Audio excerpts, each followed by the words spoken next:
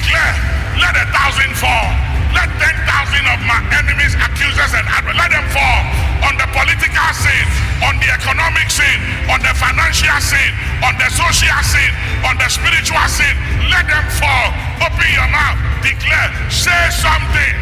You must open your mouth. Something. If you don't say anything, nothing moves. You will see what shall become of them who said they were powerful and they were connected and they had no regard and respect for you and God. You will see what shall become of them. I declare divine vindication. Open your mouth. Declare a divine vindication. Be the head and not the tail, above and not beneath, and be blessed. In Jesus' name. Amen. Baba Yankopon Islam papa Yankopon Islam odi Ahenkan mpo nipo no na dwen ho so de adwuma we bahari mpako ogitum Yankopon Islam se nipa na Baba no pe wakan nsema man papa omo Yankopon ka ho na de ka ho na yi a kyerɛ wo Oboba manage ma ho fama se endemetimi nya because my trust every time we a product. To be frank, you are a product that we have to be proud of you. Nyame shira obi Masa, a great host, party presenter.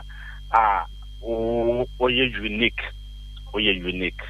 Me the account, so you are unique. I think the way you are asking your questions is very excellent and brilliant. I've spoken to about 45 media houses ever since the budget is ready to be settled. By the way you are asking questions brilliantly, I don't think most media houses have. Ghana adisiye obuoba ofore amanfo emamo ache edeba Ahenkan 93.3 FM. Ghana adisiye obuoba ofore amanfo emamo ache edeba Ahenkan 93.3 FM. Ghana adisiye obuoba ofore amanfo emamo ache edeba Ahenkan 93.3 FM.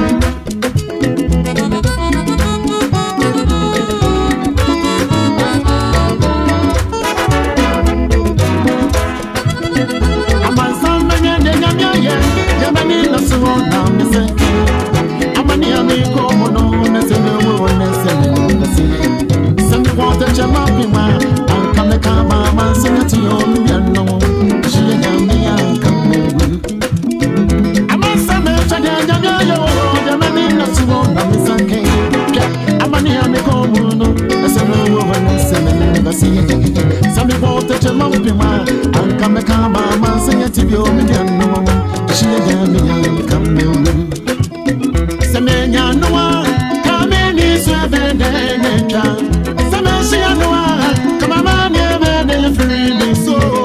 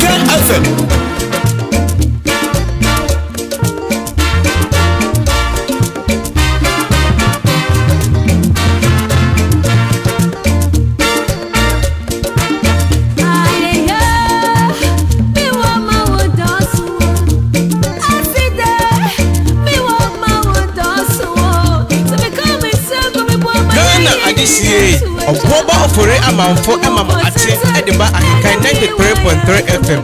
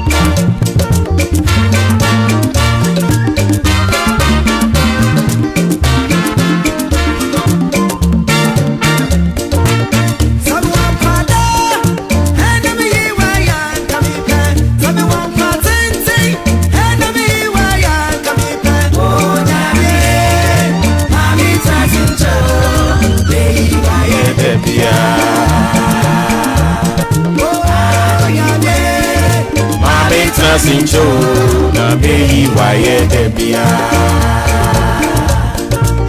aye ni wa mawo so sane kamin sakuni maye na tuwecha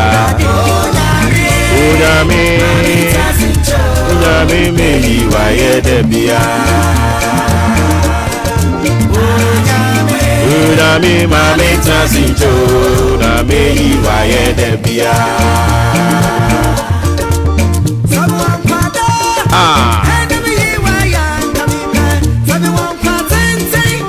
enemy waya coming through me mame transinchu na me waya debia adekwi me waya debia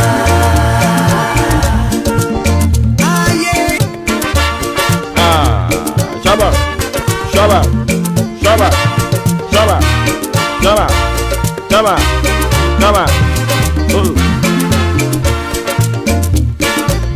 Turun tan tan Panam pam pam pam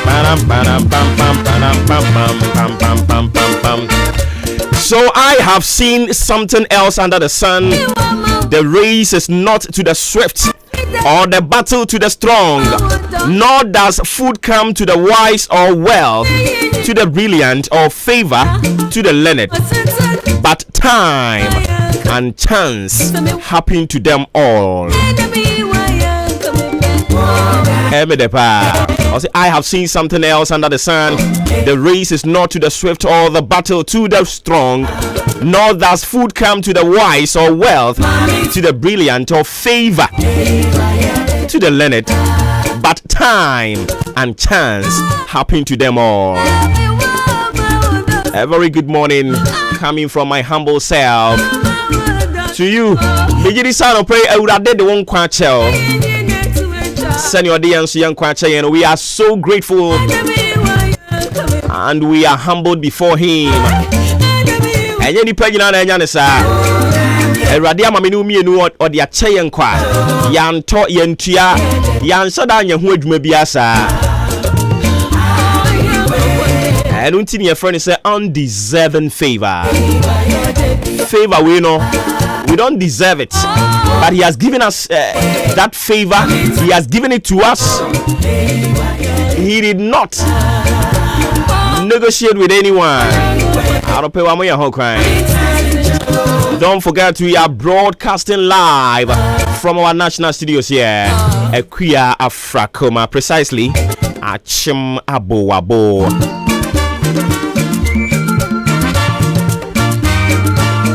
Networking the globe with the help of www.ahenkanfmonline.com, my TuneIn Modern Ghana, Zaino Radio app, Ghana Waves app, all on the Google Play Store or the App Store. So the Android and Apple phones users, Monko na Monko download the apps no. Baby, I will be you search for Ahenkan 93.3 FM. Ubetimi atie. Mami trasincho minyame beyi waye debia.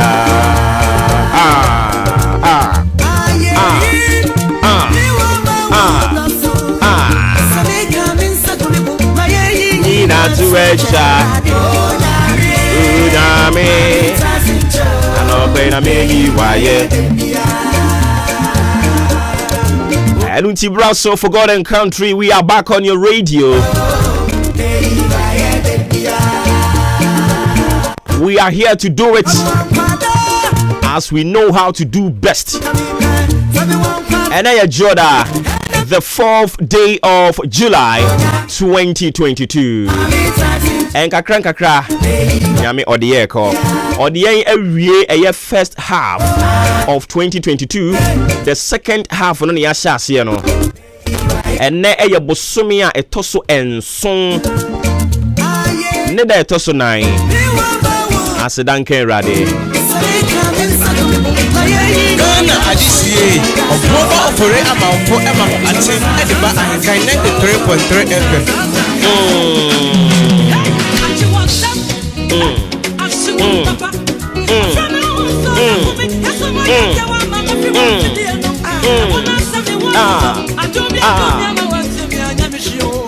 Eradia Kaimu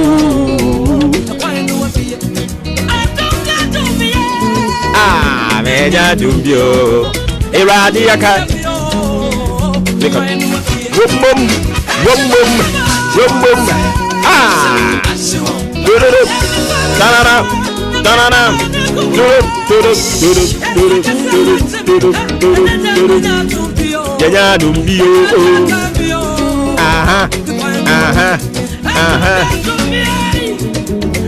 Okay, so a very good morning going out to you, DJ Blay. Who's Uche and Openya Mishra, DJ Blay. Mate, me that say.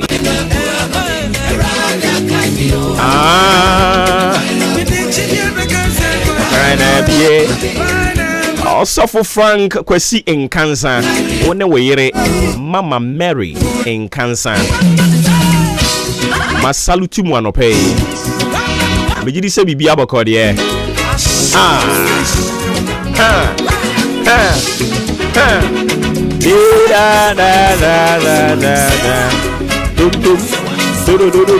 Pam pam.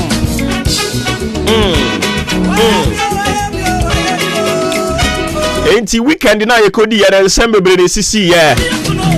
Me pacho nia wase wote. Nia wase yedi ho nkomo. Eno ne yasi nkonwa ye de ebremo. So I speak on behalf of the solid production team in town. A team led by Udi Ahenkan Kwame Yaboa. Adrempanyini Kofi Mensah, Kobe K, Kwame Asante, Billy Man. Yen yaken ho abuma no pay. Ye de marching de bremo. Sene medical kachiramono. I am speaking on behalf of them. Meeting oh Boba Ofori Amanfo, the Commander General and Suruja Bakwayaka Kotoku Mayor. Edimi and saying we share in your betting Yabumubia. Yabejo so. Me pacho ye kodi weekend and in summer would be a sea year. Or day a year at the Sradia at to Ghana Bayanim. So was Ranipa on Shana on educated the general public, you know. On fantasy, yes, on confirm Ghana for and fanfa a nipa yet ton wom ubruni friend human trafficking. Also on fa and chre and comma Ghana for on church fan Ghana for in Susan swear one home. In Tianopa, yes, in Konya, the Nina de Bebremo. Sansuso and a Ghana Union of Traders Association Guta and your community of Frewamo. Almost also catch that by say ne major flagship policies no and as a programs no able to me on one kasa and shall say or review be on Chema IMF Emma Mechere woman your nyansa. Intano pray any good campaigning for the bon come a future chrono biakwa ma plastic producers. Yes, omunya is omu produce a single use plastics. Yakasa single use say bia me kokoto ade ne de share rubber mu de mamia. Me use ya mean to me fanya hwi bi omu chese da bi. E wo so omu de the double use and I say plastics ye betimi a recycle na emma ye environment na nye choked. Unse se ensuo to ho na se otete e kwanchen ba bi na wo hwe se de esusuan na etwe ewura bola na etwe kono efa dodo no aya na eye plastics enti anopai we two eye plastic producers no we two omfo se single use plastics no omunya ye omunya ne wo yusu ba kwa betimi asan yusu biom. Urim say nyina monkane a ensuo ne bo Nyankopon ya adom abosumi ya yawromi ne da etoso edunum. Ayade say Public Utility Regulatory Commission PURC omo the new utility tariffs the babe to abontain. Enti in short near person make kire on say ye betutu ensuo ene nkane abom. Makari sika bia le boy yedin abeto sumina so ade to send me or the ma befie abaya modo hye insi ranka nyame makari sika bia le boy yedin abeto me heavy price obo makari sika beto me heavy price odini buja na beto me heavy price na siya kaminye denia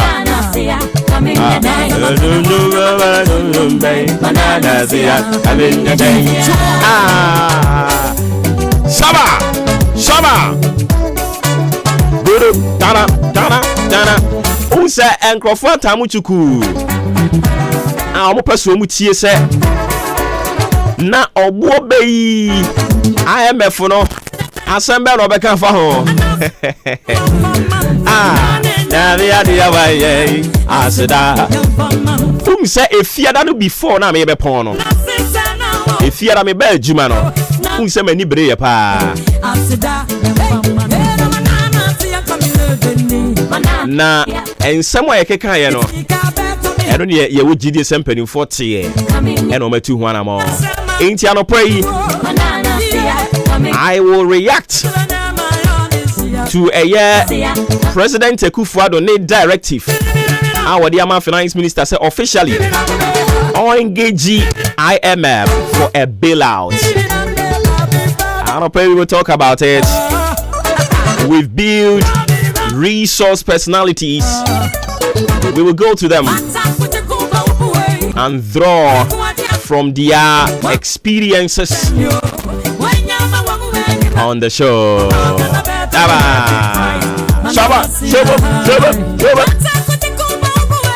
Wapata mikuwaji ya kuwamame wa mama tafwa. Jana better me heavy price. Come in your day. If it is about Joy's blessing, I can sing. Me say, if it is about Joy's blessing, I can sing head to head. I tell you, back to back. Come in your day. Come on, Charlie, roll it.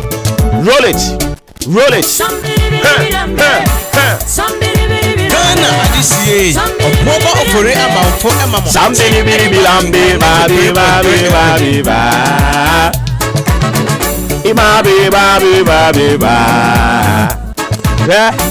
Joyce di obi abe so obi aboa still unbreakable. Ghana cry anka wasem wa untimi nye yie. I'm telling you, sometimes na wasen crofo to me di watem say na to da bia mutimi so bo ba mu fie mu na mo posa me say de mu si okrafo ade no. That is to da bia hey mutimi di matem oh David na udim omu di watem so amaka say enso o ya ade o.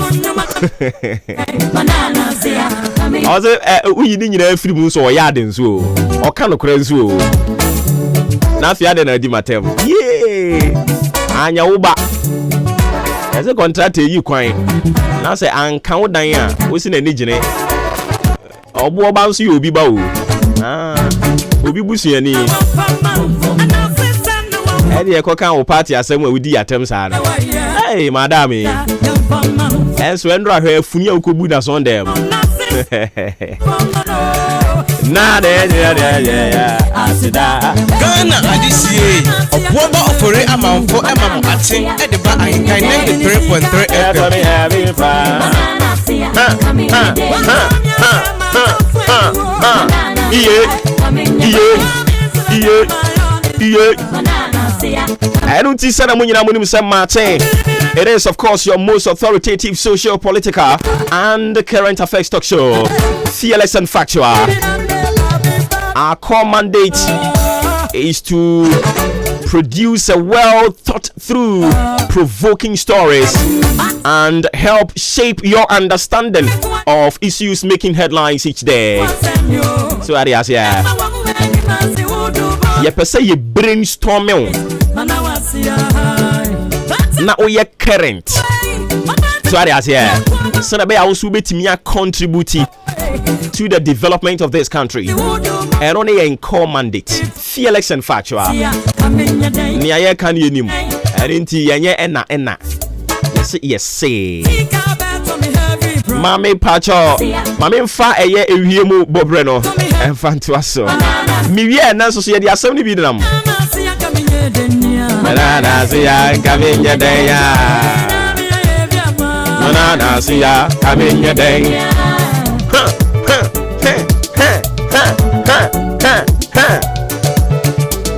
Aba Ali Kama Ba Ghana for pa Ukoshe sedie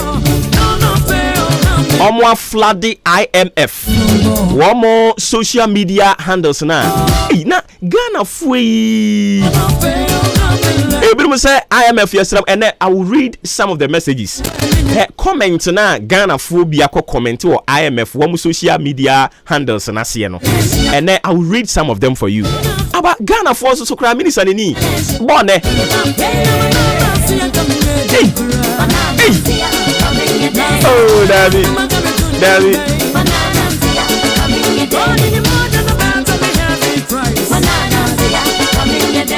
Ghana adisiye obuoba ofore amanfo emam ate ediba Ahenkan 93.3 FM. So I just want to spice up your day and of course your week, your new week, you know. And ketia ke matama de ekokora. Mesum Jesus. Mesum Jesus. Mesum Jesus. Lumbanku. Nyame ye na adoma ne ho ton no obeto saa anyum wi. Ne ho ton no wie ye no. Afi o se ye ne ho beto. Eh ye nipa de sani. Oh, David.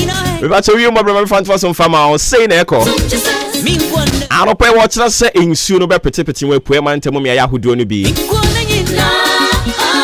In soon, be muna, and into Yan Washan and son pay. Sanson, a we are brimu or say, bay.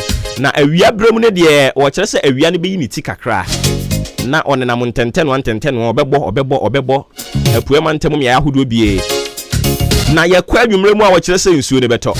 Enti me mbɔ ne tɔfa de ama wɔ ne nsuo ɛwɔ wiem awia kakra bi na ɛwɔ wiem ɛne nti ya no ahyɛ ne nso de ama me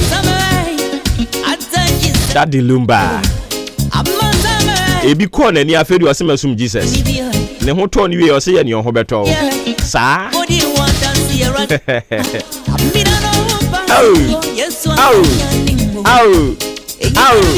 na nyamia no kure ni say party communicators MPP party communicators my mobo dodo my mobo my mobo is all nyina da motivational speakers enchenche na fe oni part of mu anyese na wie ya no ene ho mo bre oh there be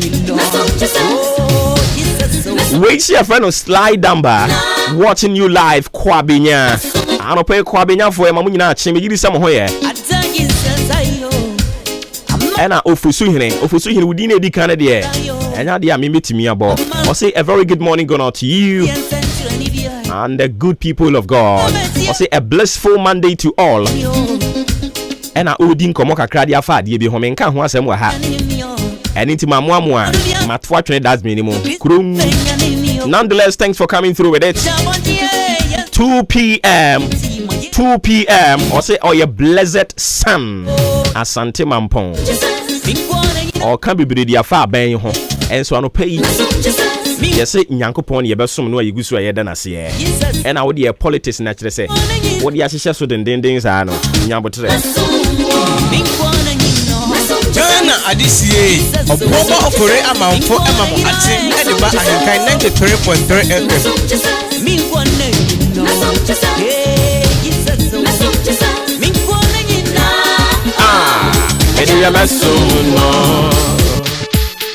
Yes, I know we hear you in the good man of pay. I said,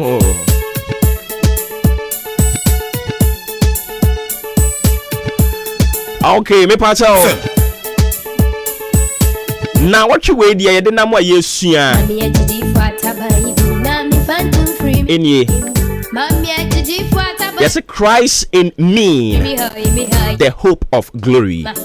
And it also come out, Christ in me, the hope of glory. It is a me can't yama make us say Christ in you, the hope of glory.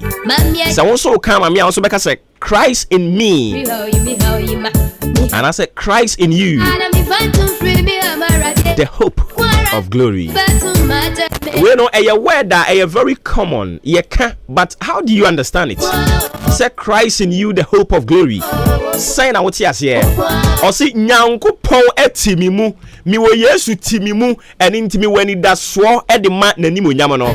Say ebe so me so. Mi weni da so e we Awurade mu say, na wotwe we ongu manimu ase. Mi weni da so e we Awurade mu say, na wotwe we onya me nhyema tamfo nsa. Awurade timimu, Awurade ka me ho, Awurade adomo do so de mame, and inti na wotwe we mi wo gidie say. Yare bie ni wonu mu ebe come to from never. Kachira wo ho. Yare en come to fam. Enimguase en come to fam. Owu en come to fam. Eka en come to fam. Sang se Awurade otimimu. Enano na Mame Mercy.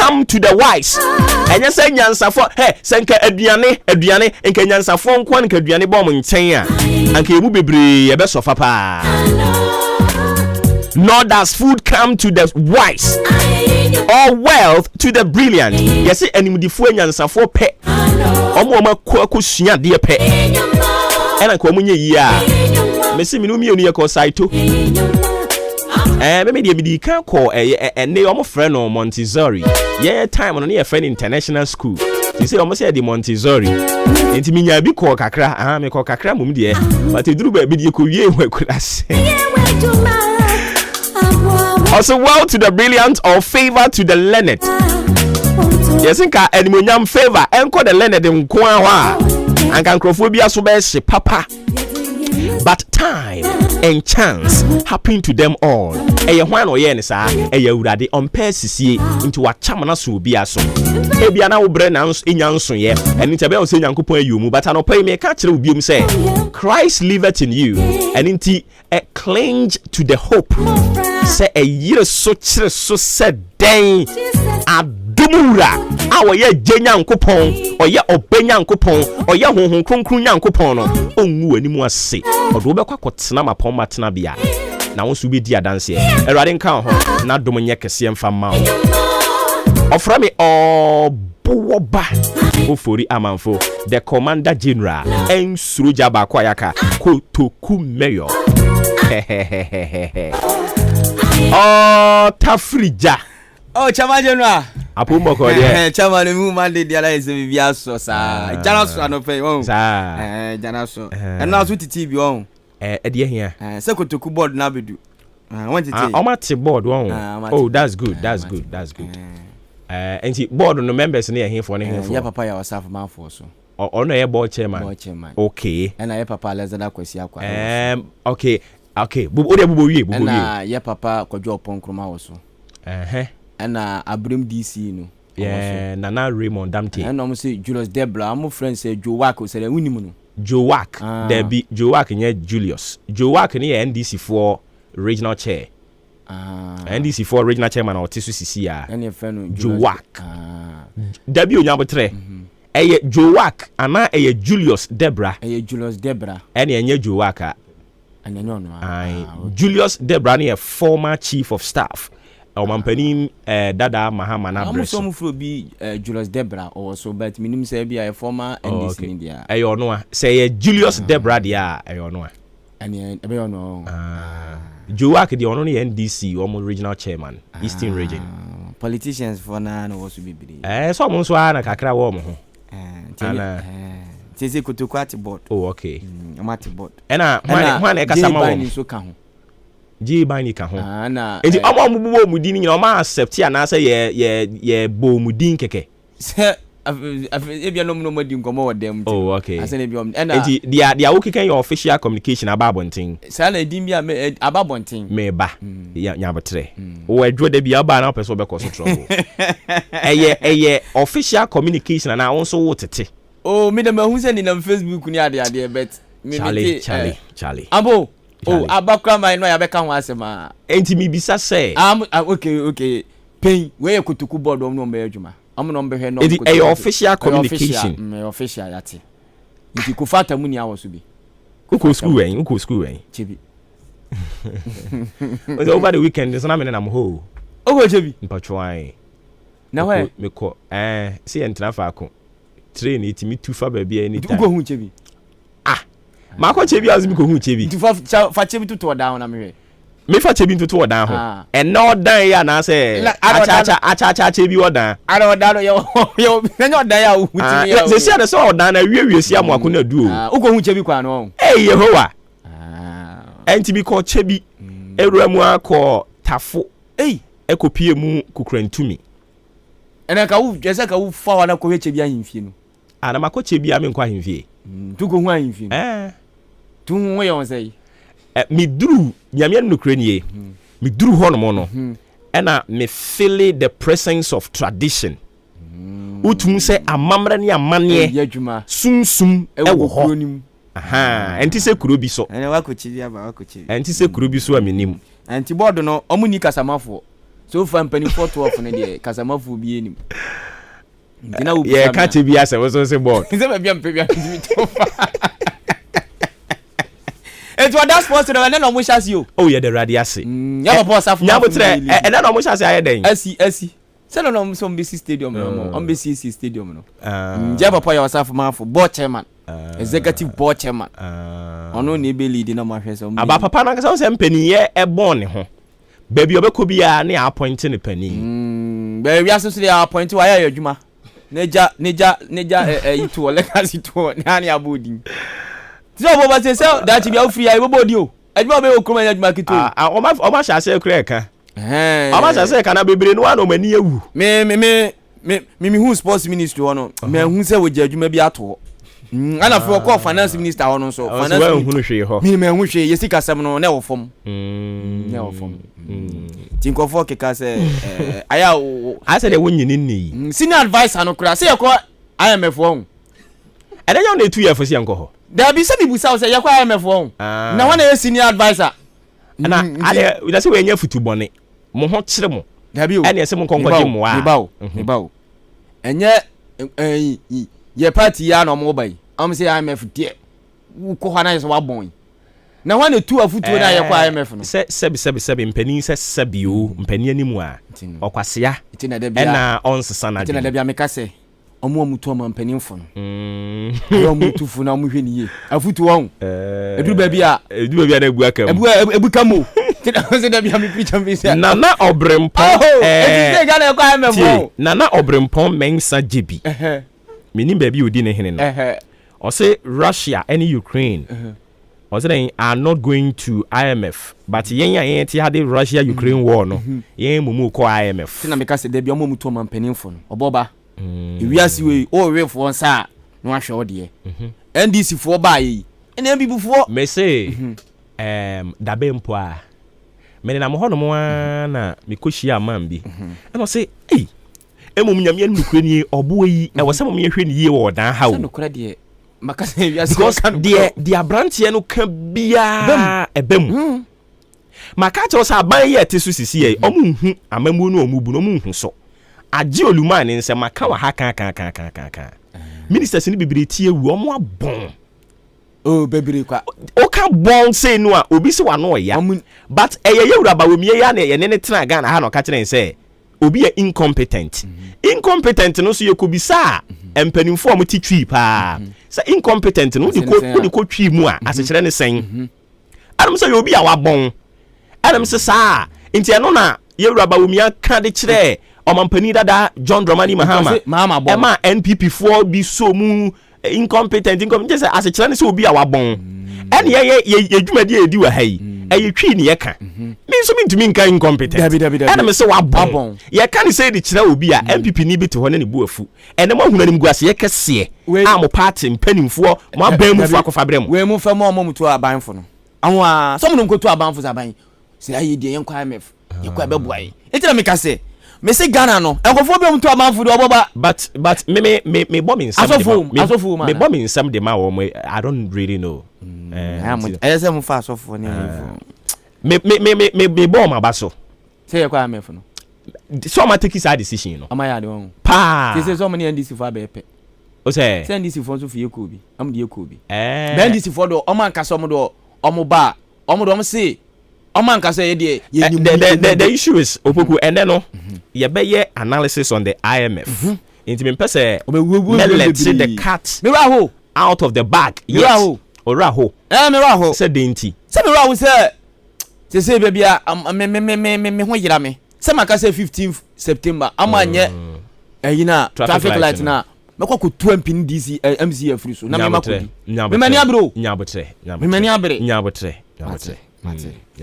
oka makoma na hwemu ye wo sports no enti akiri ye beka IMF asem na ohwe na o see ya no ababi still na 4th still 15th September emere na emere wom say nne na mo se omo be hye construction ase no say board executive board chairman me ba na amahwe so enti ebia no omo be ye no omo ye no aka ho from sports ministry enti wo sa wo hye ase ye hwehwe ba bi foforo ene enya hu say ufiri ha me so me track record am say from sports ministry, finance minister, one. ABC executive board chairman, traffic light or mentiment. Mimi Wojidi say, Meta and Kevin Makoye MP MC Daching. I today is to do to as well. I'm saying for you know Boba Sena for your call. You can for good emu sabno. You fam ro brimpo opokuale standard mineral water. And so now so ya no pay. Me no boba ya nunum bincha no pay. Jana so se ko enei masa ti oboba show no. Esa se no so be gwegwem an analysis ne beba etu abubo na chese standard mineral water so no nunum bi. Say we wedding engagement outdoor program bia we bia na penso papa timi anom. Ema timi abu ni peduano. Ma yale bietimi mani pedwanuma la standard mineral water enso asofo ajatom afia comfort afia obi ajatom se enso ye papa esasa asofo no miracles no mo ye no one the standard mineral water Reverend Ahenkan so no enso onom la standard 0547 334385 0547 334385 afia T74 masa draw ye papa umi system na ye mre masa yale kan wana do kwasemando ma umi system no enya hoden te sebi obaboni ataso no den ento de ade boso kra masa na huri na yeko eti na ye say T74 eno anonom masa HIV won se maniawu se de T74 pa no ye immune system na ne hwaye denenti HIV boni pedua no pe na fe T74 no so etimi akwatia no afe COVID-19 China for money yale we ba no edroba ko edi to ase ye T74 afe uwura ma kidney no yale bia wo kidney no no edroba ko aba no T74 afeu liver no droba kwa yanom na timi protect liver no se na yale bia timi ma liver no hono T74 enso ho afei high blood chese afei high blood chese pressure no eno so droba ko pen yanom eno ani T74 yale bia ni yale bia na se wo ni yale masa me kafu T74 na mawo ebetima kokuru wani no so na se T74 ni de masa nunumbi afei chest pains eno ani yanom T74 ebe mo immune system no jina so na timi anya hoden yale bia betimi akwatia no entity 74 yanko drugstore pharmacy bia no ye kwa ye peti 74 droway fane se wunsuo no mena no pa wia na two fa ye wunsuo fa ye waduane eno ano bia no ye ne doctor no ni komo 0246 073 498 0246 073 498 T74 eno ano bia no esa se droway aye papa yanko ne fa samemla yan sha se free Manchester United Eric ten Hag nyame adom ne and a fini senior players no miensa ensu etimi joining e wo preseason no na fe o mahwesa fe league no on betimi aje and me no consider Bradford Cristiano Ronaldo wetimi touch it down e wo England ne ordinary chemu e wo training ground afa Bradford Bruno Fernandes one also e joining afa Bradford Harry Maguire one also e joining tene three players we so e joining Manchester United na fe preseason no wo so etimi akwahyasia the latest no yadi ba Frank Kesse nyame adom ne o touch it down e o Barca kromo na for no sweat me complete the deal no adama FC Barca na de metete say a 2 years contract na Bratia ya Frankie Kesse o si akanima AC Milan na contract ni we no and then o join Barca na de metete say jersey number 19 and a Bratia for Frank Kesse wo be share up games ni we adama FC Barca edemo sam no yadi aba yaguso o Barca ni ani komo coach Xavi Hernandez e coach adama FC Barca nyame adom ne o share penny fan vice chair president Edema Barca papa e fan Martin Aliminani na for ne papa net me di komo alpha transfer fi Barca beye na de metete ase Barca three players na papa no enso etimi akanani so etimi nyama obefa de di kan e brate for Juros Conde yeso obo FC Sevilla yesi Barca ni Sevilla enso etimi reach agreement afi yesi brate fano na yesi Bernardo Silva esi akadema Manchester City yesi Barca hia boy no afi Robert Lewandowski yesi Barca hia boy no and any latest free odiba na yesi abrate fan Osman Dembele yesi woni Barca for so etimi reach agreement to 2024 am yesi say the Barca are ready send demands na papa ne pano won betua dia mano na afi abrate fan Osman Dembele akoso esia kan ade ama FC Barca di latest no yedi ba yanko toughest Everton ni komo abrate fan James Tarkowski me no ka say the 4 years contract toughest Everton sign boy na abrate fan James Tarkowski no e be sia kan ade ama toughest Everton di latest no yɛde ba yɛnkɔ ɛda emelitao esia kan ɛde matima yɛfɛ Los Blancos Galacticos Real Madrid meno kase boy no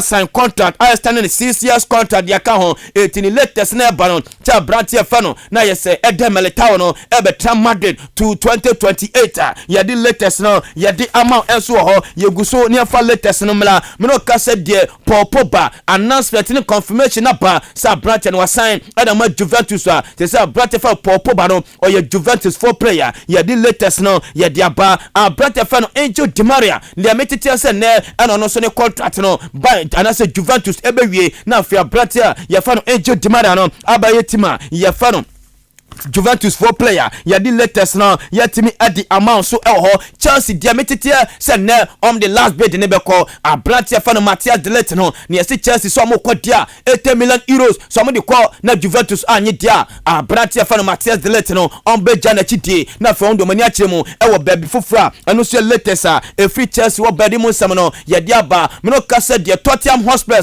abrantia fa no Richarlison wo mo na wie 60 million pounds Richarlison free toughest ever na fi owuram akosi akan edama today is to do Tottenham Hotspur ya the latest no ya the amount Mr. Antonio Conte bodwuma edama Tottenham Hotspur Clement Lenglet osi akan edama tima ya fan FC Barca latest ametete se wawie okwakobo 1 year loan edama today is to do Tottenham Hotspur ya the latest no also etimi the amount George Sampaio aye coach edema Olympic Marseille the ametete se papa no etimi jade na de go so etimi to aso enye adwuma no enfama tima ya fan Olympic Marseille Ethiopian fan Mr. George Sampaio no enso etima jai Marseille djuma no say as a head coach ya di latest no ya timi diamond onu se me ka cho se Mohamed Salah etima sign contract no adama timi fa no na is Liverpool na watchu bia no 350,000 pounds a week and papa no kwaje na no paya brempo my research African players om se kan e wa Europe e twam ka no say na top 10 no Etienne Mohamed Salah na watchu bia no onu di kan waje 350,000 pounds a week oje ko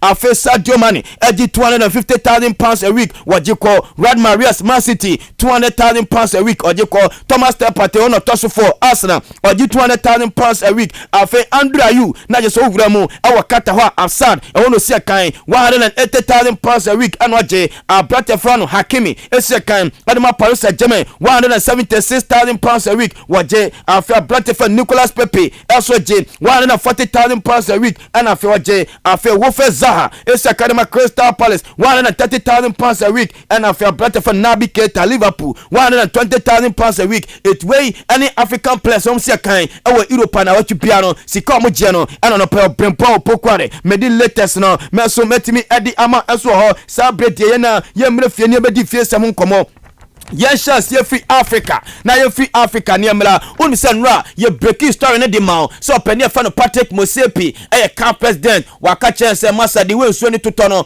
Ivory Coast kwa nso ni to etinyame adama 2023 AFCON na eba so no enya de ye betimi abo ye said me no kase de Patrick Mosepi ajatom se nyame adama 2024 January no ene ba kobo AFCON no e la Côte d'Ivoire eno se latest eba na de metete se CAF executive council no ebe ko meeting Tanzania nyame adama next month no yeso amukwa eno ombeja tom se yentwam anase yentwama ye di latest no ye di aba ye gusu ewo Africa ni ani komo 2023 na ye se Super Cup no ebaso na ebaso dia ebaso ewo Benjamin Mkapa Stadium ewo Tanzania enya sanketwa eye team of J CAF Champions League Wydad Casablanca any team of J CAF Confederations Cup RS Berkane and ekwato ayiram nyamadma next month no na CAF Super Cup no ebaso ewo Tanzania ye di latest no ye di ama so ho yanko doma Adriana Stars na yanko di komo na me no kase Adriana Stars some of the 15 players to transfer ndi kotoku wo weti ba bogura ho makopem nante ba kumie ne sam abehye team nom na players Adriana Stars want to transfer no say NTM Brate Fano Abdul Manaf na to transfer Yaya Mohammed wono so ko Paul Akwa wono so ko Brate Fano Hafiz Adams wono so ko Emmanuel Akwakon wono so ko Richard Minta wono so ko Emmanuel Osebafo wono so ko afa abrate fano na abrate a ya fan Abbas Mohammed wono so konti mlate we ene mlate General Stars so anya dia this year on betimi atokoso aya dwuma bioma eno se latest a wom so de bati kotoku yesram wo betimi bogram awo doma General Stars ya de latest no ya de aba yanko Ghana 2 reps in Africa CAF Champions League CAF Confederations Cup Asante Kotoko House of Folk ni ekodi komo won se coach Prosper Nate Ogum ade mlate bi ade koma management so hia mlate we a Kotoko team no betimi solid so ni omudo mo Africa eni ma betimi akoye na of course and me search Kotoko players coach Prosper Nate ade koma mpanifo say anetie abrate fano Emmanuel se abrate fano Samuel Sekufo Beche United ni DAD him afa Benjamin Afutu former House of Folk player okopie mo Eastern Company ewo Egypt no me no kase wa bagana Kotoko ehia no Emmanuel Ajimabadu samlate we de meka say Emmanuel Ajimabadu eni Benjamin Afutu de Kotoko no mawie 80% omo no mawia eni samlate me no e be se kan ele ma Asante Kotoko afa abrate fano Godfred abrate fano abrate ya fan Godfred Kojo abrate fano Godfred Kojo ofabroche na bai abrate fano Godfred Kojo Asamoah ofabroche walandi wa Ghana wono so ne Kotoko abewie 2 years abrate be je fifo atima pempem boss no ele ma Asante Kotoko afa abrate ya fan Vincent Tatinga yesi akadwe na Kotoko ni na wie emom yesi Kotoko wremo Brazil wo me de Brazilian striker ba ko ba chenidi ni tofoma me de be mamo amu wie so yesi abrate fano Frank Mbella akacha Asante Kotoko se na dafu bakwa no ni bo team no so si aka wa Cameroon no yesi Mbella ade ne ba Asante Kotoko eno so akadwe no mawie ana fe Kotoko wram awa sek ni mosa goalkeeper bakwa yeso a fantastic eche Kotoko ni bewie eti woni mlatia Asante Kotoko this year on betima sani wom na fo so be bo games ni bi ana Asante Kotoko yen cross carpet ni amna Accra House of Folk ni medi komo mino kasire eche preparation ni kobo CAF Confederations Cup no Eba Bontain, Mino Castle, Krabi Yadom, no Sia Kind, and my West Africa Football Academy 3 years, boy, na sign, and my House of Folk, na $50,000, and a House of Folk, and the Kofa boy, na say Krabi Yadom, a House of Folk player. Na no, ya new coach, Prosper Openia, ya friend coach Samuel Bodu, Edin Komo, na ni buka ebusan, ya di ka coach ni se, coach ya tise, Diana Stars kra, tatao, na u coach no, am passe Diana Stars, se brat, na be coach ye te sema, coach Samuel Bodu, editu yanim. Sorry, I'm a House of Folk coach. Mr. Mayor, one time, meantime, call social media. House also beside the answer. Was one of dear or Juma House? Lemom onye duma adwuma FM Diana Stars etonu de onwe de concentration attention yano ewo doma tima ya fan House of Folk enu se latest free coach Samuel Bodu House of Folk coach obedi musam no ya dia baw ani sembu se coach na House of Folk team na kasa no o free wa edem pa ana o me de be kaw ye go tie sema coach Samuel Bodu ekafa I keep telling them, say, I think, say, I'm the only coach who doesn't fear to be sacked because I know my. I told them that I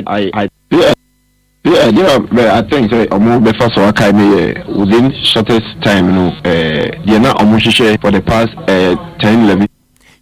See way adia House of Folk dey be kan so no obe coach team no na be 10 years ye na House of Folk antimi nye league da ete no ene adia wono say ye ko ba House of Folk pam na adia o dey be kan onu coach Samuel Bodu no enu say latest free oba ye dey musam no ye dey abazo ho ene ebusa say coach se ko ba say House of Folk e pam wa ebe won na say nyo won ye ko tie say ma coach Samuel Bodu e fa kan e sake ho I keep telling them, say, I think, say, I'm the only coach who doesn't fear to be sacked because I know my. I told them that I think that I'm the only coach who doesn't fear to be sacked because I know myself. I know what I can do, what I cannot do. I know myself. Now you say when you say my coach need to join, so you dey so see about pamano, omo pamano no na dwuma no ya no tiase, o pamano na eni obenya clan foforo, and say latest free coach Samuel Bodu obedi musam no ya dey abaw na yegusu coach no na ye ni komadia yebusa coach say coach ohwe abrate fa no Sula Limutari ani abrate fa Samuel Kumini Glass na wakwa wangasan as a coach no uhumlante ni say ye gote say my coach no e ka fa mlante miensa no. Yeah, I'll say sometimes people painting other people black. Play is not like income is awako is not like right. Yeah, they are very very disciplined because you believe say me punish money push up training grounds. So you're very cool, very respectful, and fun professional. who say wabubo big class or coach akasiye bi nsem intimi ebia me inferior. He do respect me and love. You make us say onye bia no. He respect himself. Say nipa no umbena who say the city. Man say me so metimi coach here because question the caliber ni baby am free na otimi metimi na ya ejuma oni inkomune da wakona very happy to work with such.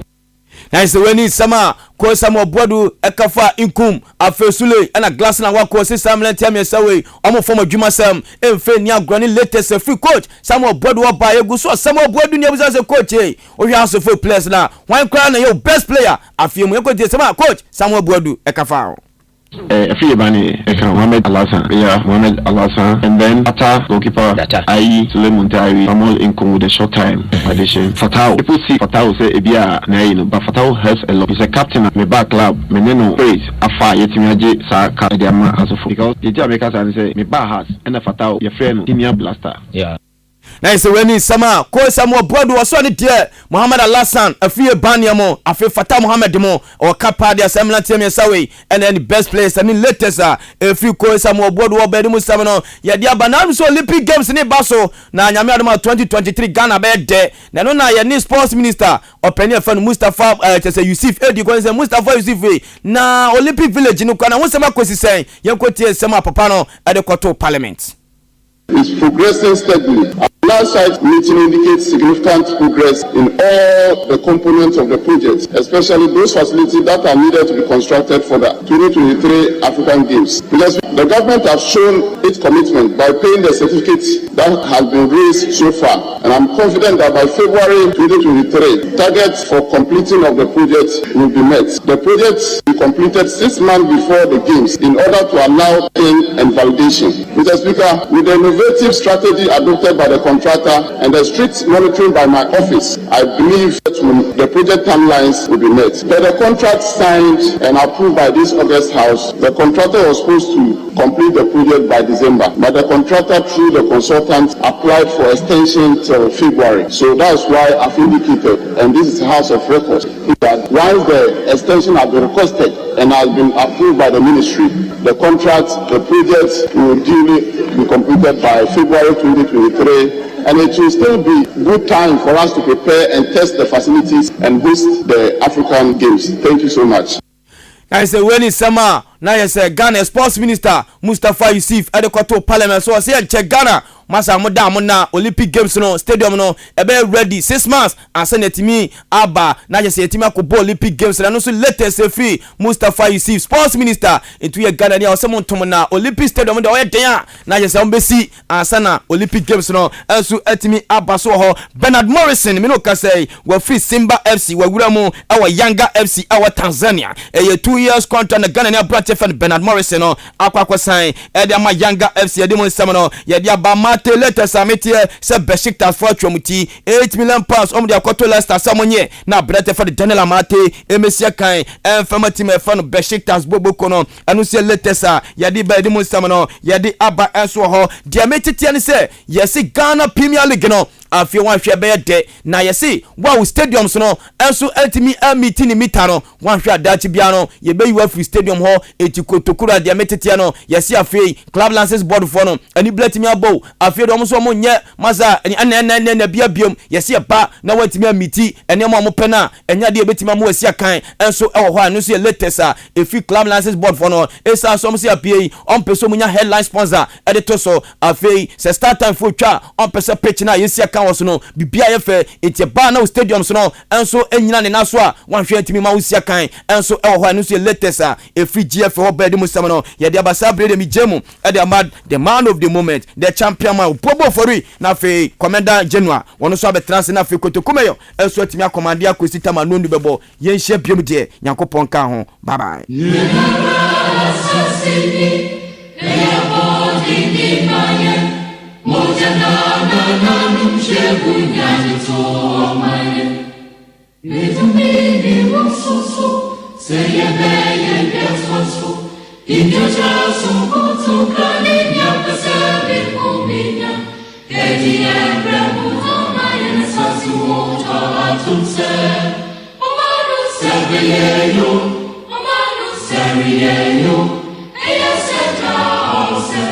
Omanu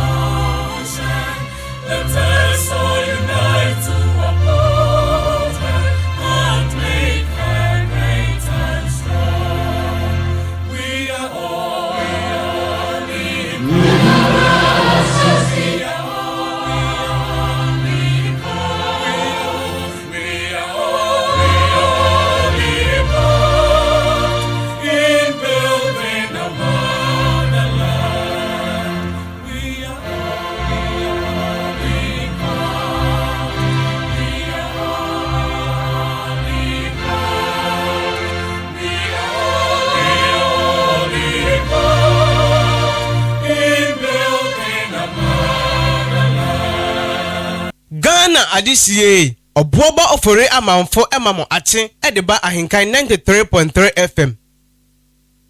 Ghana adisiye obuoba ofore amanfo emamo ache edeba Ahenkan 93.3 FM.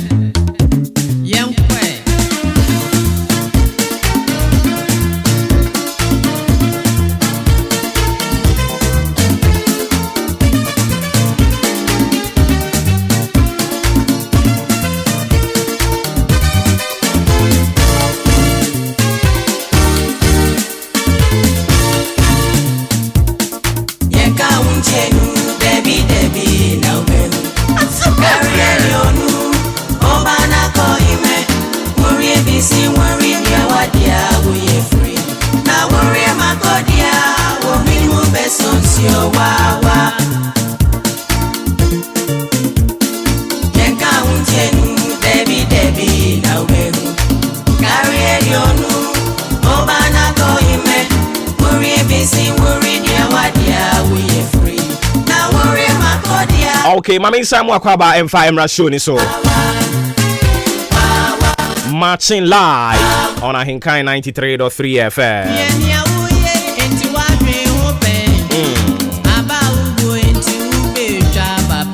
Okay.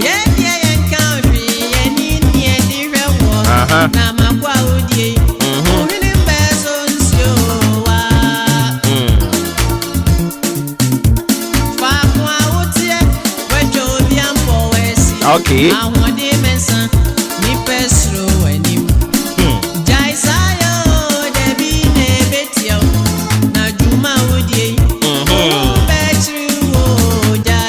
don't see him faster than my sports team, no. Say almost the latest into the world of sports.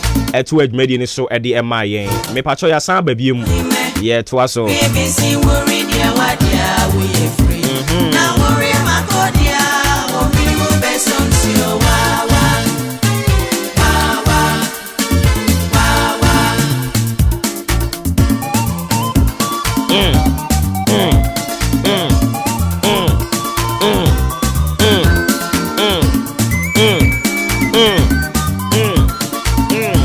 Adisiye obuoba ofore amanfo emamo ache edeba Ahenkan 93.3 FM. Without chinti. Okay, inti yade without chinti the beto aso afi wi ane de bonkra tambo so no de ato adwumari ni so de ama kai na hye ne nsoma me say eye matching live on Ahenkan 93.3 FM. Some 34 minutes into 7 a.m. and I joda the 4th day of July 2022. Afi na do feed na to ha no mo a Jumedi no etu mu akopim se no ndu ebebo ofre me obo woba ofori amanfo the commander general anopai ensuro jaba ko ayaka kutoku mayor yet sin konwen omo aka no obia se ne delete aka no obia eboa yesi nkonwa happen ye ka no kre happen ye ka no kre ni wi a na ye ho ye hi but edi be na wotwe a omo se se na omo ka wo ha no na ye no kre no ana omo ka nti sei enkrofo ahyase ete ase a omo doye ba omo tie pa nyame nhira mo nyina mako na mom kan yon ho ne enkoso anka no kre mfa nkyire mpanimfo no eyen ya na ebi omkosi ho ma me ka asem nkyire wo mpanimfo ne eyen na ekosan la ekoto abade omkosi ho so obi ye president ye na emenu mienu na etam ne di ne si ho enti saa onipa no ye president ye ne no o si etimi hwe na nim ne aka no kre de kyere no se ya anka no kre ankyere no na so omode oman ne ko wura di chi mu a wo be kobi IMF om de yekoyi wo so ka ho enti ye sha ase no aye ka na se wante a ene ba bi omde ye nam bia wo so ka ho bi enti ebia na obeka se wo me de me mani nye politics ho obi ani ho no mo na nije politics ho but ye ka se politics krampo a ye de ba de e ya manyo sem amanyo ye oman enti se woni nye politics ho no kira de a wo ye oman. You are grooming people for the future. Oh, your mind. We are all building the nation. Inti ebia na wo onye front line politician. Inti you might think say you are not a politician. Obia by default, obia a politician. But we have front line politicians. But obia a politician. Ti ya no ati ase sa dia mame. Say Yesu ti ase. Na odi ye nkwa cheyen. Na yenso ye tiase yi ye dwumadi ni sane ye no ne yensesa no ye ne saa ye ne saa na yenim se ebeso abapapa ensem a ye kan no afi ya sha ase se ye da ne ho adi e manifest saa na tie wu saa na tie eniti na empanimfo abuba to se wo twa nkontompo ma wo dan safo ayira wo da bonten o kan no kore anopa no nsia ebedura nwumre no nsia obeda na emu twa nkontompa anopa no nsia endura nwumre no nsia na banka bada wonsa enti yan yeti hei yesi ye ma politician bi am dictate the pace emfa ma yen say e ha no ne yemfa no yen so ye your responsibilities I was here pay for me so I just say na no nche say ye perfect o na no nche say ye nimuama no but enam common sense educational complex ya ye call yenti nyame adom yasua ne ma bebre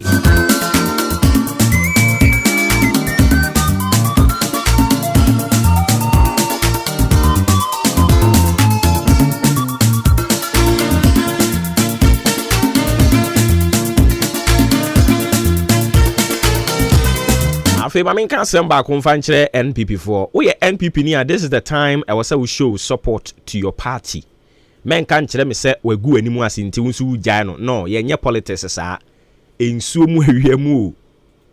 You have to stand by the political party na who belong to who believe womo ideologies any womo niema ahoro no. This is the time oh yeah, NPP near mu abamu stand on your toes, defend your party with all your strength, all your might, whatever you think you can do. No, this is the time you have to. Oh yeah, NDC Ninswa. This is the time you have to defend your party. This is the time you have to refer them to Omo ankasa omo nsem omo kekan ye. MPP mfo no ankasa ankasa. Maka do MPP mfo no bebre no ayo omo se wiase nyansa nyina omo ho ne wo. I'm telling you the truth. NPP mfo no omo te Ghana ha no. Bebre no ayo omo se wiase nyansa nyina omo ho ne wo. Ena eye bebre no ase apart from omo no obi enu ho ye Ghana ni biem. Bebre no awo MPP for mpanimfo ne MPP for yi foot soldiers ne floating voters ne ho ahwafo no sympathizers no mo makenka ho no eye omo se wiase nyansa nyina omo ho ne wo but the omo nim ne se ade no unya nwura mu a experience ne different uwo mu so experience ne different samiti hai obi ti fie na no aye morning show na wie but obetra na so microphone si wani mu a ene ye behwe kwan abefa so abaye no so ade ase enti esono se wawuram na wahunu nia ekoso amampani da ma ha ma beka kire mu se mu amokasa nyina mu amoye tobe nyina mu bie de wanu abaye mampani da ebia na asem no se de okan no na anko yie but asem no kan na no kre na no woka no Mumu bia no one more are getting near to the presidency before. And into more chama bia munya botre. Mo kan semo munya botre. Yetisika so no na o kasa dodo o dwa wanum. Enti peso ka chem say efiri 2017 ebepim sa abre sika na ete so na fe dia mem ana ayira efiri Ghana. Musuro no kore mo mpe no kore. E ka no kore chem na mubu afu. Ene ma huna nim guase ka kraka makofa bre mo am ho. Mu painting picture ne say ewiase nyansa nyina mo ho na wo you have the men and the men nyina abon kwakora prekope. Enim guase ka kraka. Ene mu nyina da ne motivational speakers. Oto form ane no nchese we wie ya no. Ene mo ne.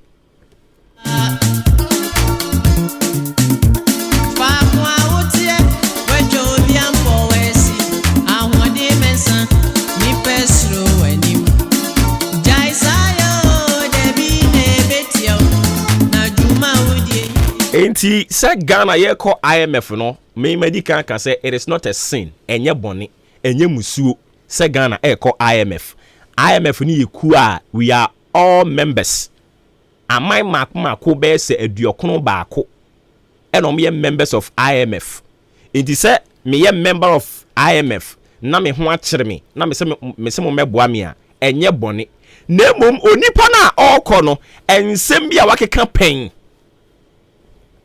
ensem bia wakeka pen ene niema bi omsase a omo ye aye mu bi kire ya dwene omo se ye mu ade ye kasa basa na de nim guase ye kese se de abrem no eno ne asem a ye ka ho ayi sisi ya o. What has become the bone of contention no eye onipa no the characters na omo ko IMF no abraboni ayampia mutwa ne Ghana ha. Enti IMF na mo call it any problem. Eye Ghana economy na ebre. E na mo pe solutions di amayen. Enti Nyankopon kura nhira mo. Se mo anka se ye kwa Ghana fo be yen. Ye kwa ebeluso yi. Na mo ma Ghana economy no antonsuom. Na mo ko pe solutions. Nyankopon nhira mo. And then I will talk about it, but minimum the enti as no ban 10 sa. Ma me fa that chintin fa ma na fe yen to aso. We will talk about IMF and E-levy. Ebi mu bisa sinti si ana ye kono E-levy nso ye ne den. Ye ba bedi mu nkomo. Don't worry. Anope wo that chinti de me den na say decide to change something in your family. Decide to change something in your family. Un say particular thing bia we abusuani mu ache. I was say otimi tena ase. Na obisa wo ho. Meme I have decided to change something in my family. Ade bia wa abusuani mu ache, ade bia nsi da. Believe you me. Me no ka say obi wo Ghana ha ni busuani ba akokora ni ho a wetu kwan akora ko Togo ha kora ni busuani bi antu kwan ko ho obusuani bi antu kwan ko abruchire da ho but o wan kasa decide o da chinti decide say this has been the trajectory in the family but I am here to change it. Kachira won say me mesesa no me metu kwan me breso metu kwan ye wa busuani bo no ma university kro mu bi ani ho awakobida. But Katra won't say maybe so. I will struggle and break that barrier. Me go school. Me go school so I will not be the first person. I will not be the last person. Me nya break this barrier no a. Omo aka nyina university no be ko bi. Enti tena say. Sometimes you need to reflect oh. The ama ye brebe ni say ye ya kwadwofo. Si wodi pa betena ase no de nani atu na busuam ne maame busuam ne papa busuam na wahwe ne ma bi a ekoso wo ho no mo a enye na waka ache no ho se ABCD ekoso enye aninti mesesa no yemu bebre ne yentanye yempe. So we spend the time to think about on one life the enko we spend the time to talk about in someone ense da mfamfa so papa bi amfamre no enti anopa dia me ka chere say wo da chinti decide to change something in your family. What is it that you want to change? Eye dimbon in abusuan eje. Yesi abusuan we die o ma no ya o. Abusuan we die o mo nware o. Abusuan we die abon wan kwa. Abusuan we die mema no papa bi anim. Abusuan we die ma no o mo ti sei, o mo kwa ware na gu. Abusuan we die this, abusuan we die that. We mu die yo hia abusuan o. We se sa niema ne na ekoso a. O da chinti. Oh, so that's Nancy. Not decide to say, I want to change this thing in my family. I want to change this thing. Tenancy. And decide to change something in your family. Or that chinti. Yanesa. A bit more decide to say, Omo best son, ye may be on my bra boom. Ewo omo busiem. Oma yamana ye. Inti ene ye can billionaires in the family ya. Oma be ye billionaires. Ebi ma yamana ye no omo ye nipa de a. Denti na won tumi yamana ye. I don't know question was obi sa ho. Because sometimes when you listen to the stories of a year one more nyame a madom wa peja o medru baabi no a omo ka kire wa they all went through one or two terrible situations, but today where are they? Enti for example ofa obi to say odi ahenkan a omo nim no abra wo bo ne bra free ne nkola abre mu odi nyin say ye free BCC ya ba say omeka na semu a obeka kan sem bi bra kiro. But the question you have to ask yourself and say enti eba ne den na ene onu tumi tobidi etobi mobi. The same group now, the same person no odi ahenkan no u gbawura ma kone classmates u kobe encrophobia no share bra bona se a eden some of them are still grappling. Enti e was out here say enti eba ne den no no aduru baabi a waduru no despite eba ne den no no aduru baabi a waduru no kwasi twum eba ne den no no aduru baabi a waduru no Kennedy Japan eba ne den no no aduru baabi a waduru no o decide ye say wei enye mpese mesesa no mabra bom wei koso edi abusua ni nya mpese mesesa no mabra bom hwe ensa no motete abusua no wo sorigina wo nan so na ka kire wo say I will change that story. I will make sure say sa insanom fo abusua no ankrofo efre no ye be ye free honomo. Decide to change something in your life, in your family. Eradin kan ho da chinti ye ne sa for mame. Wo da chinti ye ne sa pepepe for mame. O ye ne sa de mame nyame be hyira wo. Afem ye ntie Sydney ne nwomo no. O se ayeka. Ayeka. Chale, anyumwe fa WhatsApp na hama unu ama me wati.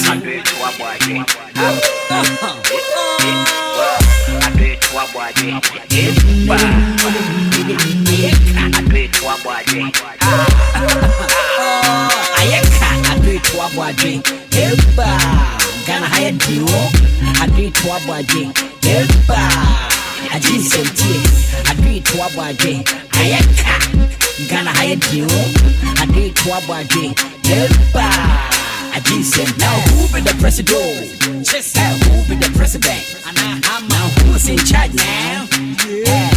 Correct. Gana haya diwo. Well, who be the president? Just who be the president? Now who's in charge now? Ghana adisiye obuoba ofore amanfo emamo ache edeba Ahenkan 93.3 FM.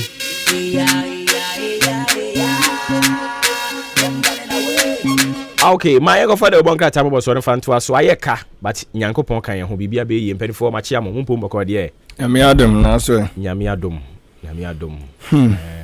de nyame ase asa de nsem tata mobu ya da yi asa de nsem tata mobu bi no oh nsem tata yebo na se ja aja dio nyame wo ho ebe oh sure nyame wo ho asem ye wose ja aka but meme to me there I was here bo omampani akufu ado abaso obi ntimase but menchire mu nie wo de wa hwe ensem wo mokeka ne fa IMF ho so that here wo hwe ensem wo mokeka ne fa ho a one of the decisions I would want to believe say omu take here very difficult IMF die but omu aputi the interest of Ghana for now omu aputi the interest of Ghana on high over party. Enya no kre. Za. Obo anopro mahu. O say. Omu wo chimbe sansa na aba. Hwan mo? Omu. O da bi enya no kre na me ka kire wo de kire say.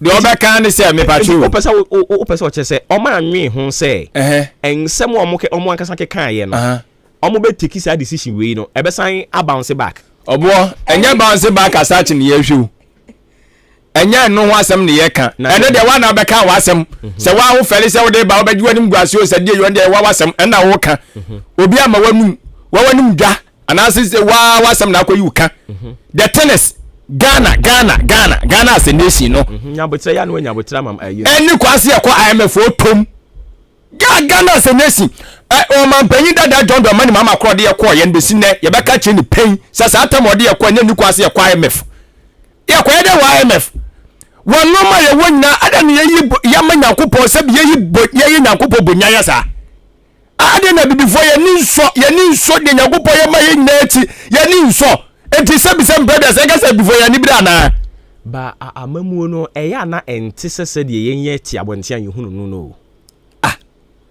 obo true amamu na enti sa o na ti sen amamu na enti sa na politicians ni bebre no anka no kore enti se de wo ka se enti sei obo Ahenkan studio ha ba o sa ye wo gold ye wo diamond ye wo we no enti panifo no munim se ye wo sa ne ma no omunim enti ye betime ka se omunim die bi afa ho se ye de ye ni se ya ye benya mfaso if they have can they have applied why am I saying this ayi Dubai owode Dubai a wo sori ano makotra wo no no obo ka chem Dubai ede no wo compare Dubai to Ghana wo de fa manye no esi wo na compare Dubai de no wo leaders ade no wo obo ka chere me de na Dubai wa Ghana e be ka se ye ni bia anase nipa se ka wa se tere wo a enka wa se tere wo ntimi ntra Dubai de no wo desert enya desert no wo Ghana de wo kika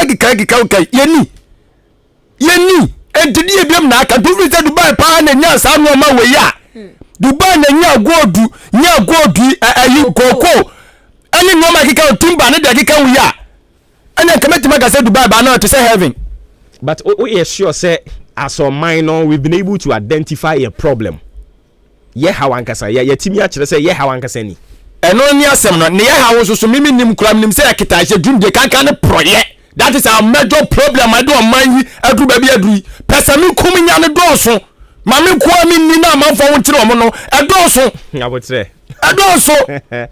abotre anya no akadi ebiem obo anya no a wasi wo fie ba akubi sebi kafra twomenka se menshi wo fie wanya wo fie ba akubi wanya wo ka bi asi anim obo empanifo ya motete suro yi obi asisi deyesi ba bi onim ba bi adan sie wasisi deyesi ba bi de oni ayi kan se raso mame ni na tim ana da no pro adani nagwo anya bro anya bayiye ayade anya pesa mi kuminya na yade obo ka yade ati sanyo ma we na fi say sadan ya wo pija die so no obi antimi ana ka de wo ye no wa singing room ana kromofo kra no de ma obi ahan ana obi etua 20 cities instead of say obi kwa ne be 60 cities a obo wonti obi house wonti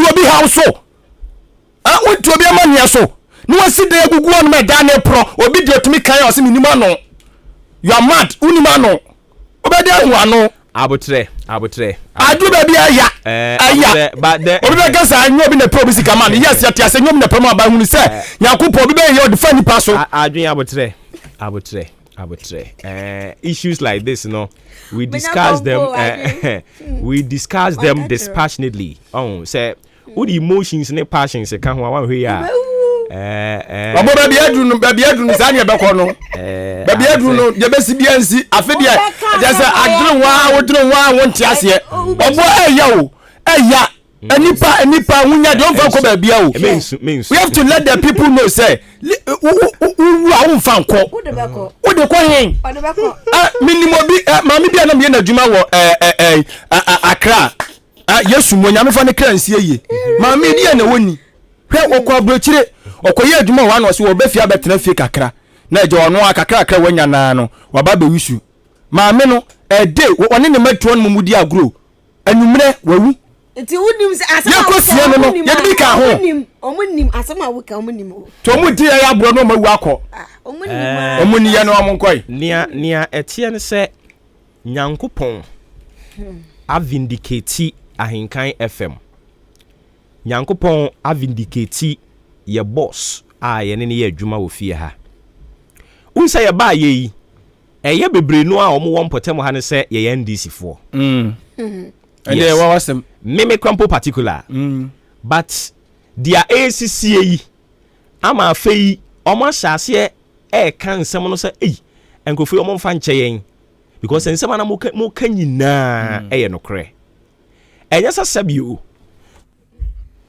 ye betena ha agenda bi ne ye push the only agenda ye push agenda of Ghana but the na sometimes say bia obe feel say ye hit hard on government no and say for now NPP aban and a Ghana for akoto aba ayiwom say omoma me manage Ghana emfa mayen emfie nan enti si ye betena ha no mo a enwa say we expect yen say ye morning show say ye news enwa say we expect yen say ye ba NDC ne emfa ne meto bama so common sense be ka kire say NDC fo sisi yi Ghana fo no mu ni twaka bia enti die benti no obi ono tu opposition no ono no asem na wo se me betena ha maka MPP de enti menka NDC de ese uni pa kono wonya wadwe se obesua de da bi saa omo no omo te ono omo kika saa asem no omo nim ne ya no omo kika na mjo meti ase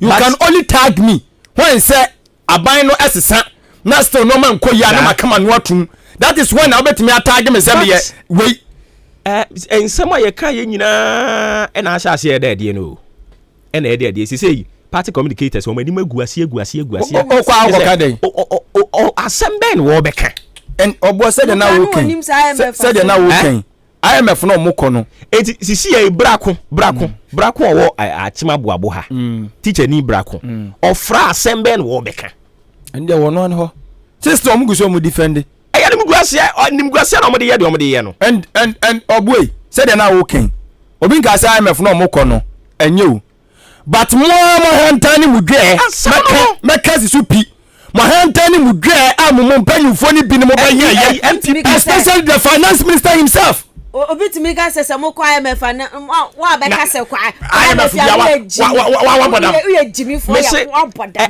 NPP fo no bebre no aye dwane hantan say this on radio on air now ka so ka no ka tire wan dabio se see MP no owo New Juabin South Michael Chibafi ensema no ne na mudwanim time an no pese agi 11 ni tumu no ensema no ne na mudwamu eka IMF no de ye nko ye kwa ye betwa free senior high school inti se sia ye bisa free senior high school ye betwa mu ana homo say communicators in bi asase enka na mbuso mo say mo na mkwakwa negotiation no o ka ho communicator kura o ka za asem say ene enka free messages no negotiation team o ka ho o man na ye chichire memo bia nyana dwene say he has monopoly to wisdom obia no one mo a obeka say o ewiase nyansa nyinada they got it menko am we nyansa no o ya political party bre wo ho ase dwane ahantan kasa kasa basa so fi say na ba na wo so onim se mre yinka so yes ana no chese wa mre yinka so o ka kire say we have the resources hwan so resources na tuamem. It is so disappointing and oh yeah NPP ni was say anopai o ma wani bre wo mpanimfo ne so because omo gumo party na nimu ase I'm telling you na do I fail you omo gumo party na nimu ase there are some bi wo hono mo a mo nkrofo na be kan mo ka cho na metie opening kwabena Japan yeah the man spoke very well he carries wisdom also hwe yenya politics in the atem now we politics no the atem because of say at all cost who pay to me no into also do young atem also time no general secretary no and o ka kire ne party for ne say yenya politics in the atem basa just we boss won tiase say and won say G11 tum into was see dinatem and because enkrofo bi di kan be di atem ma ye ma positions into was me sua na me di atem mama no ye ya ono kasa tia me party no to on fa na sem kran so ho mintie no omu ade o kasa masa radio no so ene da ho no how many times in maka wa no me say munya nko opposition kura o ene mo da pa da die no nti ene no yeso okay ya bia homa na tum o ya MPP ni asem be na obeka se wusuro nyame pa asem be na obeka o the Ukraine Russia be kanta ene no obi send message ba say yenya te Ghana had the Russian Ukraine war na omo ankasa na omo ko omo ntokwa na omakọ ya IMF. That is the issue. Omo ankasa na omo ko omo ntokwa no yenya say omo kunti ye bre no omo kunti ye pa ye ho ye hunu yasemu no omo na omo ko omo ntokwa no what is omo ko IMF bienya na yie na woti hu nso to me no I think that this has to be a lesson and come up and coming politicians no yen fatem didie yen display impunity at the highest level yen yen se wiase nyansa nyina e we yitrim sende enya na ya omo baby se ohini bi ne ntoma ete ya odiko bedwam se tumfunu wanti a wo do ntoma beti agyanan ye kakaka no wanti ne nyina ye gya ne hwew wo de ka kire yen se wo de kopem anu aba me nua no mu yi se de o man na ye no e could be se e bia ye bekọ but ye boy ho modern give us this assurance fake assurance nko na ba we de ma ye fake assurance nko a ka ho asem kra nka ho asem kawanu tum ene ye ka se o mo bra nduru ba bia unduru ba bia ye nka sa bia no ho asem nti e bia ne asofo yi osofo a wo betoto ka miensa wadwene nya dwuma osofo a betoto ka miensa wo ya dufude pe ene omo keka nsa nsam ni nyina ko mu fie ko hwe cars egu ho fleet of cars ene egu ho office nyame hu enti obra no obo na wunya nduru ba bia ye nka ho asem ya se wudie untumi mmo nipa na waduru ho no abaso a kwanu tum tietia kwanu tum and then when we are not jubilating and I say rejoicing say the abayabo nobody but we all saw it when no nanka e avoidable obetumi ye free wo enti 11 no a metna kan say 11 nyansa nim a bibenya atamfo bibiri no say 11 nyansa abamu ana 11 nyansa abamu upon the mo can tell about 11 in you sit down and ahonhom ne de adwuma nti ye ka no kwan kiro mo nti ase ma me nya mfa da bokata ne to aso ne se ye to aso ne ye wie ne mukura to kura mem wani muntu ntimi didi kura mem wani muntu me se obo ma suogum yam sa weekend ni mo no amedire wa me ti ase Friday why nyankopon na aye ne se e boni bi na so kire ni ana tie me se nyankopon na ama ne esie ni si nyankopon at least ye nyina ya kire ya adwene de ya fa mamuo ne ho ontie enti die nyankopon pese wo ye ne se I am for the conditionalities be ma wo na sky kwa mu kwaje kura na aboy and me say we almost we are different from NDC for and ye de we so mo come anu tu dai almost one da say ebim say letters ni be say nya NDC for na ya no fu ben nim setie the state in which obi echo IMF no mo chese omo de ne nyesa but omo boa we have the analysis, we will do it today odi wo de mo fa de bon krata ne to asma enim guase na omo de keka no omo ni awu poto mani magu ase poto mo sa me so ja kura ngu mo kama ntu na mo nko pa na da die no MPP fu na we omo ko mo ga sam bako sa ayi dondo mani ma o se ne time a wo kokofo tumfo eno ko je digire mu di ma no because na omo edi kan hwe sika no so nyina na omo credibility ato nsuo na nye the same thing and say we mu di ato nsuo mu sa and obi so to understand and have confidence say confidence o say one da so e woni mu why as ya no mo fo ayi say mo one prime minister was still na no na ni huye mesia me say MPP down for na ya gadu oche da ko le ka te mu praise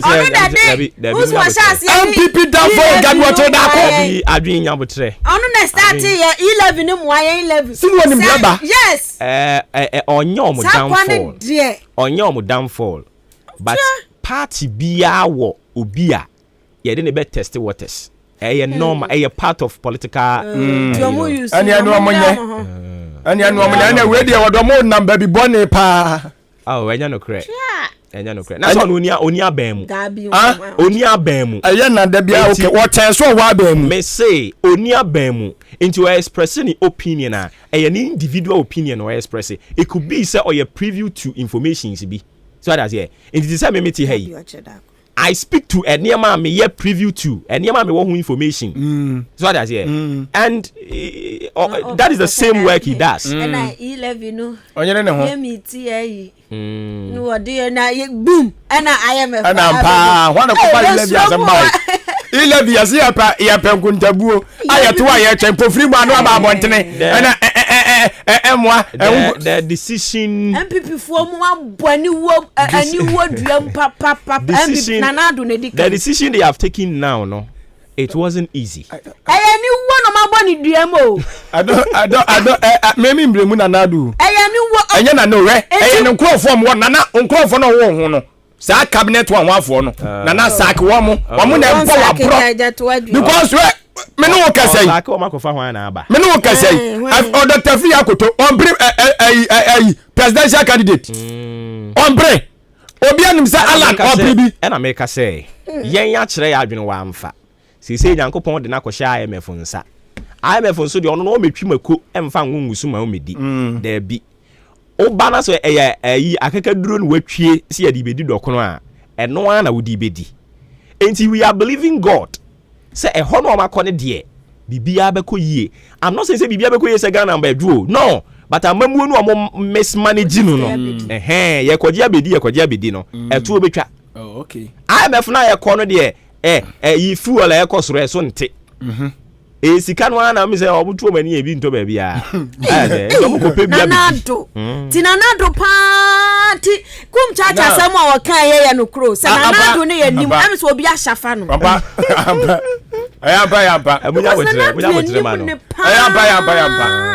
ayamba say amemu no Peace FM amemu no e different what opposition ya opposition leader e different no and oba abemu abeye president na no so different it's a yes su kasa that is the issue. So what I say? That is the issue. Sisi ya tata mu na manu masam wan ye de tata. Nu masam. Kesia. O kan sema kesia. Ha nanado. Enti we mo fe na ntia. Ya ko na me de sisi anu mesre ayifo no. Ya fe ne sen business men for no. Mo pe na betima save Ghana. Ya sere wo mo. Sisi ya nyame ato nsa na wo kakra bia wo de bia adwuma factory bi kura de bia bi.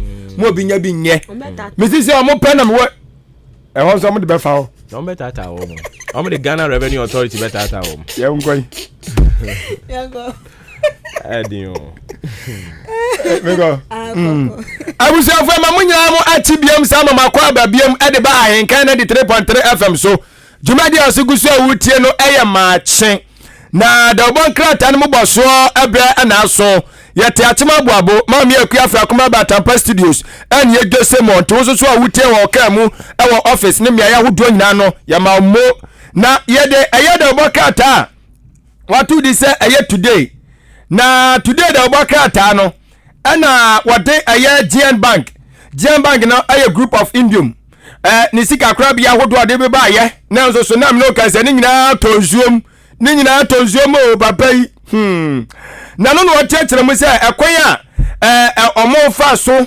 aje so munyuman ma omo egugu no ane won totoya so omo ehwehwe mu ni nyina no so de aba echem so mu gusu atoto nioma tie bia nyina mo mpa ya nhwe se bia omo betima za so lejo ma na mo so bia mu a anu ati anu wase Ghana IMF engagement do ma don do mani ma no otu aban ne fo se IMF na wo kɔ no so o wa futu sem kakra de ma no na mse papa ho asemu kuma no transen adu ka pe ni ebe ka bia kire o so nka no ntum adu ase IMF no mo kɔ no o wa kwankire bi wo ho se aban ni tie a ebeboa no se no so wontie die a eno anu andegireje we ene nsema hodo a today da obokrata no e de baaye Ghanaian Times da obokrata no ene ya de to aso GT na His Excellency Nana-Addo Dankwa Akufo-Addo wadaha yasi akwa so beka na jano na yetitina ni se ode ni dibre ni nyina ba wieye ya wa hand over ede ama obi fufro mampani fufro eno sam so eda ha no makratai ede aba na yesi Guinea Bissau for emampani na sisi ono na yeche no na ase hanom anso wefuo de ababa tu dwa aposifo asojafo mompo wonom ade aba ya wonom kire se kwafo bu wonom a na wom ho ta wom ho asojafo ntade a efufu wom a pese wom hyebi etu be hu obi no ahyekamo no de nenam ti Ghana Armed Forces ade no sade na timamufuo bi ya no munyae ube yusu apo sojafo nioma bi agire ukọ ekọpe ehu tumi krata ansa kope tumi firi wo mo ho ansa no atimi aye ne sa krata yi ade ho nsam aba yase World Bank fo abo eye GAMA fo abaso ewo project bi ho eye Ghana fo yabo yabaso ewo project bi ho a eja ebusua da ha krata yi ede aba Ghanaian Times anapay. The new publisher the Obokata ni NA na aya Razak Opoku. Oh. Avia. Sa kwani ti wonu kana no ntum. Sa Razak Opoku. Sika ben pa na na ado de ama no. Hoya. Sa Razak Opoku no. Oso anso kire na adwene. Ma no so kire na adwene why? Razak Opoku say aya Dr. Baumia sama o kan no 2015 no efa IMF Ghana ye koye no wo se edasoa eye nsema na ewom ai na nsema ewom so o ka se Baumia ye incompetent so de kwa IMF no wo se ye nsema na ewom ai ti Ghana fo nyai mamomfa sa Baumia nanado mahama de na metoto Baumia de no kora nanade no dabi na nse wiase okwasoa nkwa na onje ne mfunso ntum oh obi a wasai bia sebe na adwen no ate afaso bia oya bone na aka che na onji ntum oh so mama di atum si o ma di atum se o ma ne yen nti o ma di IMF o mu gusu a defend na se defend si o ma yehu se wa NDC for IMF ene wa MPP for IMF sa jitum se sama ye kan ye no yanka ni ye timu fanche ye na se no ye nya ni yanku yanim na abegina se 2015 asem o kan ye na yes o kan ye na o pese o kire se ye ani Razak o se o antwe ni ye kura o sa be ka sa asem we sei asia pena no ye bone a na wo ka chensa ade we afom ase me njintu oh working so no mo ka chen so obi obeka se yenko IMF bia ni pa ni yejimi fo no ai communicator communication director the whole Asante region now be one ka za same way and this year you do atama won waye wona waye because no chere di atam no communicator za munya to base o na po azusu ni ase wa bo otumfo amame abaso na po wakobo otumfo amame abaso ada ya mama kam da ba ga dai oh na po ya Dr. Matthew Opoku pempe ajigu ase ya o ko bona ba so so wa dai then wo ya man oh so obu amotu bu asanteman no ko bona ba so ayin fu de do nim na de ko no mo be mo aso ya siti de mu nya ne sa na yazima ha ma so adi atum esa IMF na Ghana ekono eye ebeboa ma Ghana eno matimi akoyie se che first no enti no so wode aba e wode bo kratai emu ma me esra owusu akufo so ene ya so afo renkita wodi adwumadie eso no so de atodwo kirem se wa reso be pau eye enipa makoma be semnum no ma hwe aboa no do makọ eye ITSO won ma so e wa mo so atimi akoye adwuma ama no matimi akọ enkan the new publisher the Obokata ni mu ensem eni awie mayamfa daily guide the Obokata no nto so ma yesu kopie mu ewo motorway runabout one more project 2 eya nyame adoma September boso me na be sha ase krata de honsam aba na yase eye Ghana hanoma ya kan na IMF no yase amai be oha 100 countries ana wonu mu nyina ade omani omudiem ni kagidigidi ade omani kire IMF tenya Ghana nko nya Ghana nko amai be ye oha eno omu nyina de omani chemu IMF enti krata idi aban yebusa se enti yanya ne den debe mpa na enti yanye 100 countries Ghana anum nyoma ye waiti still yentimi yansu chese yansu ye brabo yansu ya dwebo eden na asem so da soro ha no abaya bi on there no IMF asem aye kan won te kra wa bota front and back kind of say top and down what or the ha so what they say felinu now said ye na say abawa bi a wo ball nyum ye say frɛ nyum ne tawo ɛno no so krata di aba say o se ne godfather na o pese one no ye sunsan wem ɛno so ɛda no godfather wa say spiritually and physically we bonny Ghana ya bro. Father is wearing na so diasim. Mama. Godfather muwa. Hey. Eni ya na ye this year just a fiti kanka to kanka bia dwenye. Daily guide there ya de ba ye no. Yate the inquisitor. Na inquisitor da obaka ta ne say. IMF no. Sisi ade me no ka say de ama eye owura ofori ata ene gongon bita. John Kuma. Ida waga tell you ba so there. Ofori ata ne eye gongon bita. John Kuma trending. Ai na gongon bita da je. Da uboni. Gongon bita. Okay.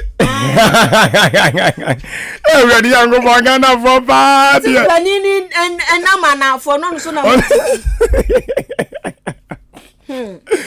Eja wasam enso ededa boka tai emu na owie ya no no chemu say yes Frank ni bi so ho no ma yes yasizi na so ewuma bi afa egofo atwifa suma se ton na sa oru a ekọ awuzi wono so say se ne hu bom etia wasam ede aba ne nyesa papa kuro ya na ayi galamse hu sensem bi ba na ne hu wo mu ai well etia wasam no na koko board for so oru opuni asam no said that so asende bia wo tiase no so nsam no gusu a ekoso a adansi diofo so gusu a wono mo edi adanse e wa asam no enso eho the inquisitor da obokrata the custodian da obokrata ena ebusuan ye de to so de ama o yase asabi nso okwapie mu MPP amanyo konmu a party na sese o mo kwakwaji IMF hosika no ura mu a papa ba ko no opera national chairman asabi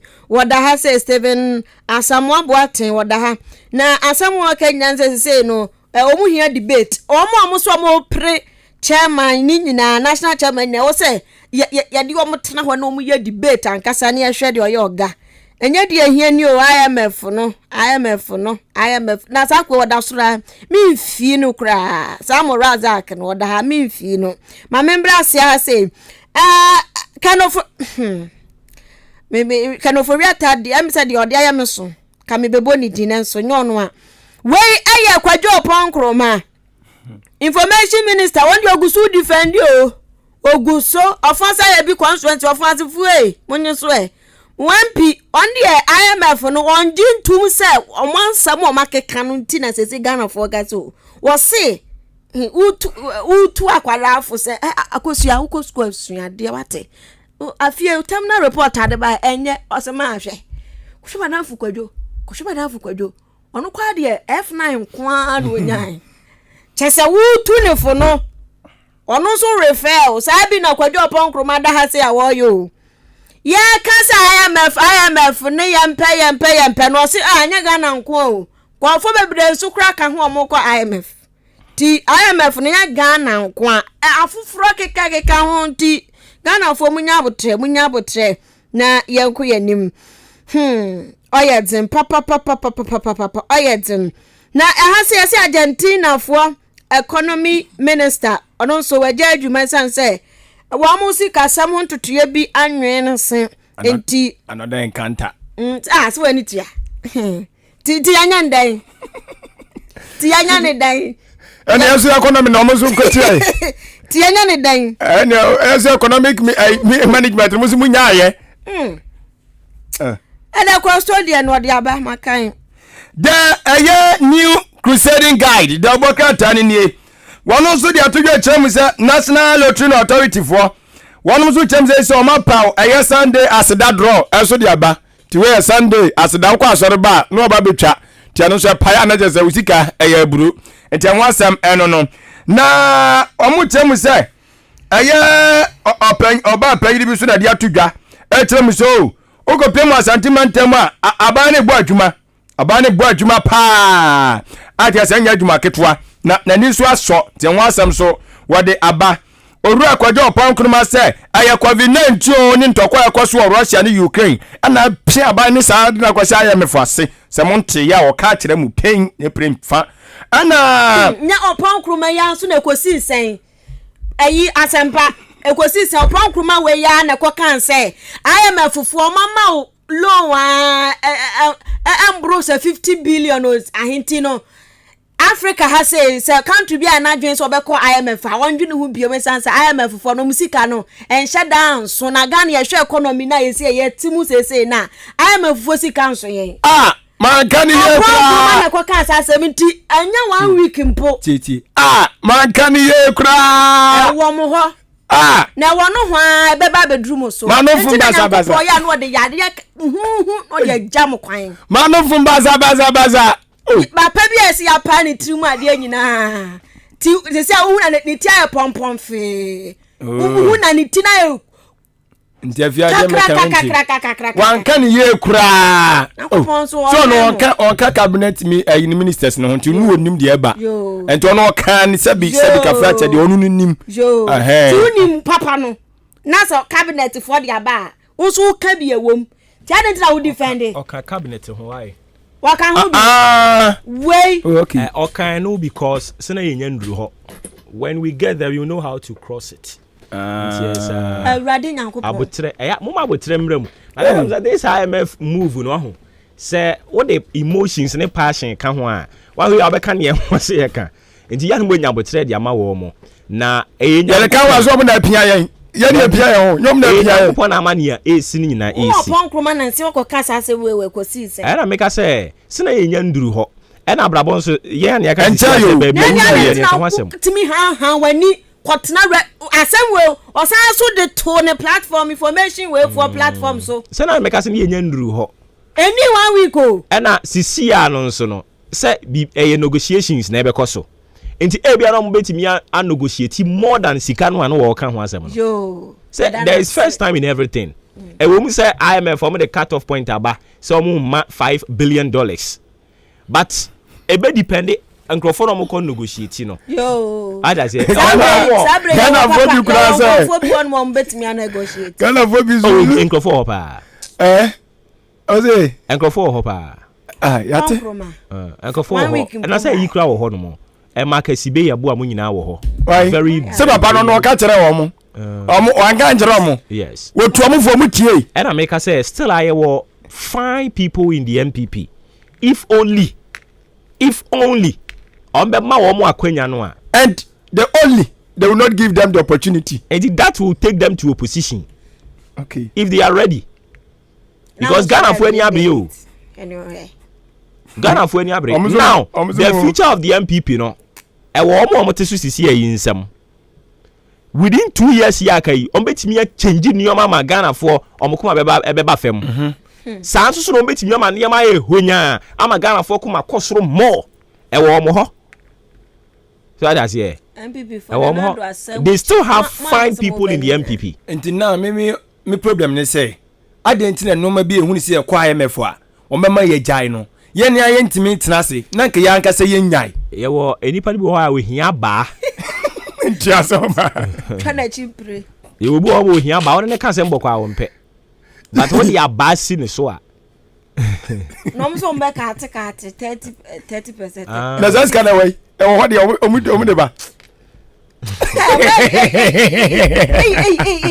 Nanado katikati ni nyina ti ye tumi asobe Nanado president ya his excellency kan ho doctor doctor now yesremo Williams e ma se bajafo no yesremo sika mu nyina mo gina soso mo titi su bi ne afa nyo ma ne no ma ne ya nya ne atim o musika ya jeje yanko ba bia ya jeje yanko ba bia mo mo nyo musika MP sin nkrofo e dan wo mo ye nkrofo ketwa Nanado de wa fail yo MP ba constituency odi mu ka obo MP constituency e ka obo ne nya ka ketwa Editor be na se nkoma ye ni ya nkoma dia ye ni ya mo gina nkoma dia ni ya se ke obi medan Ghana na ye ni me ye hawo wo se ba bisa sa asem no wa busa aha enti ye hunu ye hawo a ye benya no aduro sesi a ye nya hu ye hawo nti obi a kasa sara asem na kwa ye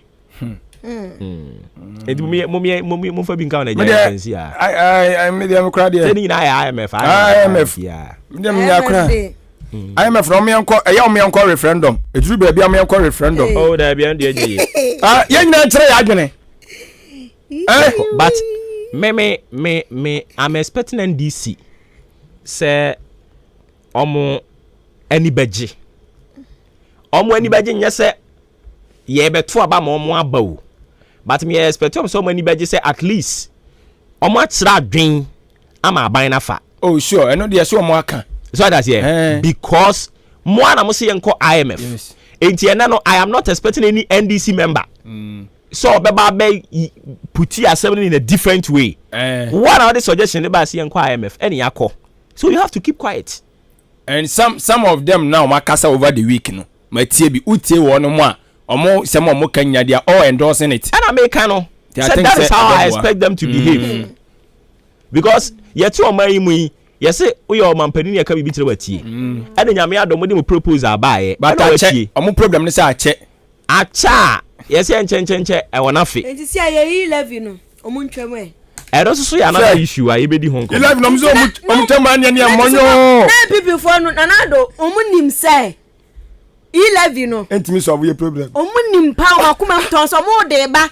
no ma shada mo de ba wia no still on be kwa IMF from ade na sha say na me say no mo nim pa so IMF ndi e be ko na 11 no bi o mo de so mo bibi so ana na me ka kire we say ade a wonsan kan ye mu nkonta ade na ye nyanduru ho sika ye ngigi bi da e first time ye begege na mo say that trust ye estimate boom so ye di tuma ye benya sei so mo de yo ma first day na ye sha se tua 11 no so say Ghana Revenue Authority for about uns come to da oh ye any we kwa de benya abro so nyasa no be kan ye but said this month ye hwe animu say finance minister be call parliament na the mid-year budget review no enti okoduru ha na be hunu ne ye nya nkasa na de nya na be so yank ye ko be mu ntwa 11 nim ne ho because say ntimi nsaniska we phone so me kwa ye me jai some nsari ni jira mo so ye kwa IMF no na ade a me sinya nsani me ko ye bia ye den na se ga mo sani akenko ye kata mo sadi no se mo sandi a ye wo de ba de ye kata o se nya nsani mi ti jai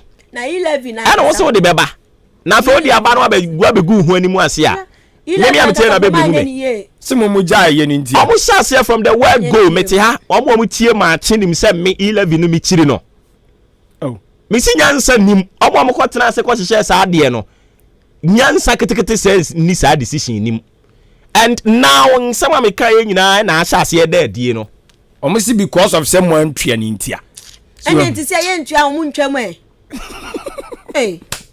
ti se ska no so na na do mo me na masia na ja se ne ye se se ano abusuafo ufa na ko Facebook search ai mbato yapon ana gala fa modeza o so obo ye yapon na okotire wadwen dabi o beso mugu ye dwa no o dabi wadwen de okotire o be kire dabi sa dwe chena ma amuso ya no ma bo okay dabi o ma dwe chena ma mumia ina ya tungu ai ba fo so Facebook yanta yes and me read some of the comment ni bi wo obo yes rem o dabi comment ni bi ebi mo comment ye de o yes rem ye ma jo sade mo ye ne de o ma bo ya bro yesu monse sika no ye de mana na ado kra no a ya je atumi say ye anya ye yes rem obo na ye wa na agase ye ko no na beboa ye na mo say ye say na say ye search ko ne de ye me obi angase me mo nko ne ye ko no so mo say wo ye chi ye ana me say me ye kam ye di mo ho adanse ya kire wo mo amoko o da mo ne ye ko ja be mu ye na mo say mo fa ma ye de ye say mo mpasem bu ye bre yesu yes rem ya semo nana ma me na masia jana fedi F94 ya no munya botre no sisi nanado die ya be mama ni magwasi 2 years se chese ka papa yi bei anyami The chance say ya no fom ye basa. Ni enim ni akeka nsam na tem. Edifri ya no. Ebu ya political talk. Wa gudwana ma o mo mpese o mo pri nyina wa gumu dwa. Because see aye nyina obi anya asesa. Maame baako se aba no a mo to ye no. Se nka oyi ni de efiri mu ne ye yi anka okoyi. O ba wa ye sem mi o. Me bombo ese ke yesa 2020 no kwa na chi. Na nka obi anka oyi ne de efiri. Obi anka oyi ne de. Man to bi na ka. Asebo. Yerade. Ebe fa enkakra nyame wo ho. Bibia be kama. Obi anya abotre.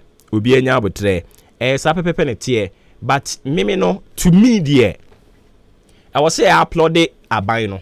I was say abo aban na baso. Ye mo yensem ma no. Say against all us. Na onim ni asesi ai ekoso ni wo mu nim. Say decision no mo be take na beba. No mo nim pa. But against when mu nyina na omatimi akọ IMF but I ne say omukọ akọ solution e de abre Ghana yen economy no a na eye na emom unse me de ka tell say IMF no kọ awokọ no nyemusuo enye bone so obi be kọ IMF na nso so e avoidable ye ka say avoidable ya de a obetimi aka tell say e wo mu se metimi akọ batimi nkọ akọ say obobra meti hayi na mensa ka sika bi sika na me de bobra no ebetimi ahwe me amedandan ni a metimi dia ya de ama sika ni mu abie ama aso aba bebre afei na mashase ya di sika no gbo akwasampa bra because me wani da so se me ho kire me a metimi akoko bi ke ho akobo bosia ma akobi ke de be ma me eni ntimi me de na me wo no na me de ye niema basa na me de bi to wei ade esu ni mfa so kra ne mato afei sika ne sawie ye no me kwa akọ besia na wokobo no IMF na ye kọ no sika na mo de be ma ye na yaso mo de be che yen yo omo mfa nche yen ye betua but na avoidable say nka ye nkọ enioma bibre wo hono mo a ye ya nka ye nkọ ena no pe ye bedi mu enkomo but aya ye de kọ hono mo ene niema ye hwe animu say ye nsa beka ye bedi mu nkomo unse we ene nia etoso edunson IMF no omote no 1944 inti from 1944 July 24th mu ho ba bi no omote no from 1944 no yakwa July mu ho ba bi no mo eti sa ekuyi inti we ene nia etoso edu enson a yakọ botaya ye de ekọ enso ne sen na ye kwa eya yesua bibi di free ana se omo ho no mo a they are ready and willing to help us enti always bia no ye be mismanage ye niema with a hope and thinking say eto apintin a IMF wo ho enti de epe bia no wo se ye ya na this has to be a lesson uko bia no it has to be a lesson e wasa ukoko sua bibi di free na wo ye den wo de babeka wabrabo ne ho ne boa wo but uko baako wansua hwe mienu wansua hwe miensa wansua hwe enan we ni ne etoso edunson na wansua hwe ya na wo bobra no ko wani ma na wo bo ko wachi e ha dwen empanimfo e ha dwen pa na e ya were ho sa aba ne saa but nonetheless se na medi kan no I see a bumping for no abaso.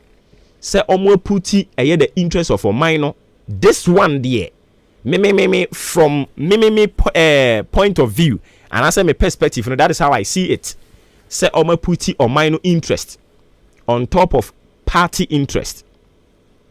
Because in keka party ne dia. Anka omo betimi akrakra ne say ya. Nanso na niam anko yie. But yempese yebekọ na nkofo bekeka nsema fire party ho. Inti maybe to me that is me one me nya adwen a adwen kire de so obi ane ne de so I say but I was say kwa ye ko bimu ye ko sua ne o ma bebredi free mu na ye de kura yen ho ye de boy yen ho ban enti sa na ye di Ghana fo hwammo bebre nso a e was say tie ase say o manfo na ba mu bebu and oman bia o manfo ati oman ni mu abamu abu no Sa on mine only hope. Only that thing. You don't have a future. You don't have any swadi. You don't have a vision. You don't have a dream. And sa on mine, it is likely 1 year to 2 year. Nia 1 minute hon dase besi no ebetimi esi. Enti we shouldn't, throw the hopes and aspirations of the Ghanaian people no into waters. And what's your yes, sir? So obi jiwudi na odi tumi sha wonsa yenwu nani mase. So ugu nani mase a afenu amagidi a owo nipa mu na eko basa. As at the time you will meet the right person, unya jidie di mano. You meet the right person because of past events and experiences in ti. Na fe wo be punish onipa afei ono ene the right person no. Enti moma yensua enioma bebre wom. Na e free sabre eko. Mo amoye politics no. Mo nkomo bone mo nsem. Moma enchen emrem. Mama enchen ma mo nsem kayem. Because the echo to and the enum guase. Mama nchene emra mo nkasa yem. Na party panyin etimi bie na no ka say o pa futu a na nye yewura John Mahama ho NDC ho no okodi afutu. Aden a no onipa ono no wa bonti wa manage Ghana economy basa. Or time ye dey call IMF say IMF we minyansa nyina si enti mo all these things are in some MP before ni bi keka yo mpanimfo no nyame kan nyina ye unso wote ye oyamahyew they said a lot, including the current vice president Yoraba Wemia. They said so many things. Until now, going to IMF is not the problem now. But what has become the bone of contention is the behavior. Omo e demonstrate here. And only I can want some CCA. But going to the IMF, me, I have no, issue with it. I have no qualms with it. But only if Omo Kono, they will learn lessons out of it. And no any issue I can want some CCA. Moma ye nyina yensua bibi emfam firim na emmoa yen yenye ne saa se we ne mfa tare mame nyamade o emfa mame nyamade ana ebefa ai se kufu adu amamuo no okona ni mbaako anu ate ahweme yensa ennim guase ne hwaka yekodi for more for na yet sika so eni puto amamu na time papa say o ma tuni o ma bom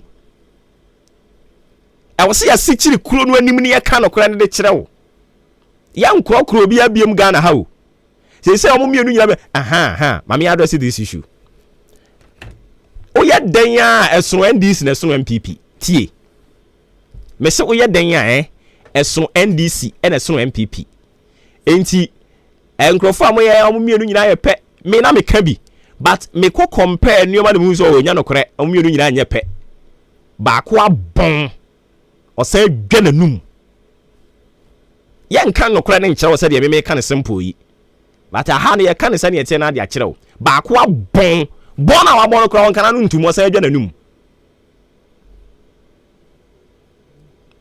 ba ko no abon de me nka nkyere wo wa tena fie kire ne wa bon kire mu fa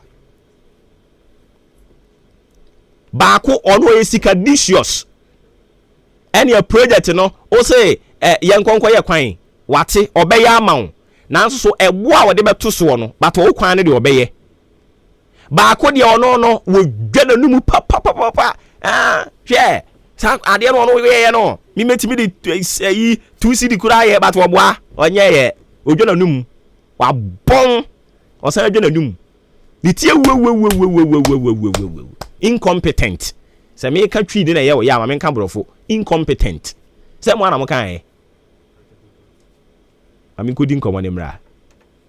nka me blazy mame ko hamra mame ko na me ne honorable Henry Boachi Yadom oko achim akwatia ye frɛ no okoyo honorable member wo ho honorable timi nka no pe mamu achim ba nka na fam so mejo so me abema umpo mbako de obo de adaroma me ho ye na mo so ye nyame adom ye nso ye ho ye papa enti anope de ye ba wo nchen a na ye beje wadwen kyerɛ de afa IMF ene Ghana aban edi nani akiri mo ho no mo. It is something I was say NDC monije because matufo ama ban nafa. Yeah, no correct. Ne dikan mechia etifo eke won opay. Ene akwanya also dem na opay a menemo batutu nkomo. And correct say NDC etu ekukuma ewo aban mo na se parliament. Etu aban nafo for some time na se be mo no nya adwen no. Finally no amabeti asia ene omotu sa na mo no Ghana kanko ene oman sine be ya economy no be stabilize nti na tu sa na mo no nti asempa na ne omu se ye fese aban so kwa hoko no programs so be ye ni na no IMF no so be he na mo de da support no anya se hoko na no se waju watu mu se wa ma bail out no ene wo hia sika even 100,000 cities for instance na wakukuru sika 100,000 de ama se jeko the chance wa him na fa na ko support to economy no obebusa sika na be 100,000 no ko de kwa kwaye social intervention na say bia to sima ana say infrastructure ana odi say sika de kwaye say sika no so ai bi ode ma no infrastructure no ebeboa say ya pomodin ana odi kosi hospital ana say odi kosi schools odi ko program nti bill out na isabi Ghana for year secret for IMF no enye say bia free kekesa ana so mo cancel your debt okwa hihia mu na so okọ mu nchen a conditionality amu na betre say sika we SYZ de ma wono fa koye mpuntuzuma ana se fa koye sa project we ewo bia mensin mu ha bia akwa ha no ma environment enye kura nti so say opa say babebo de a nhihye eso ne o hihye ne ke omuturu na ko say bebo wa ansa na omoda musa say nkrata ase nti asempa so motu sa na mo no se na be ya eno so beji atum say ye babebo amon sika de bebo aman Ghana adwuma na mo de be nti ya depene eno so another thing to look at it.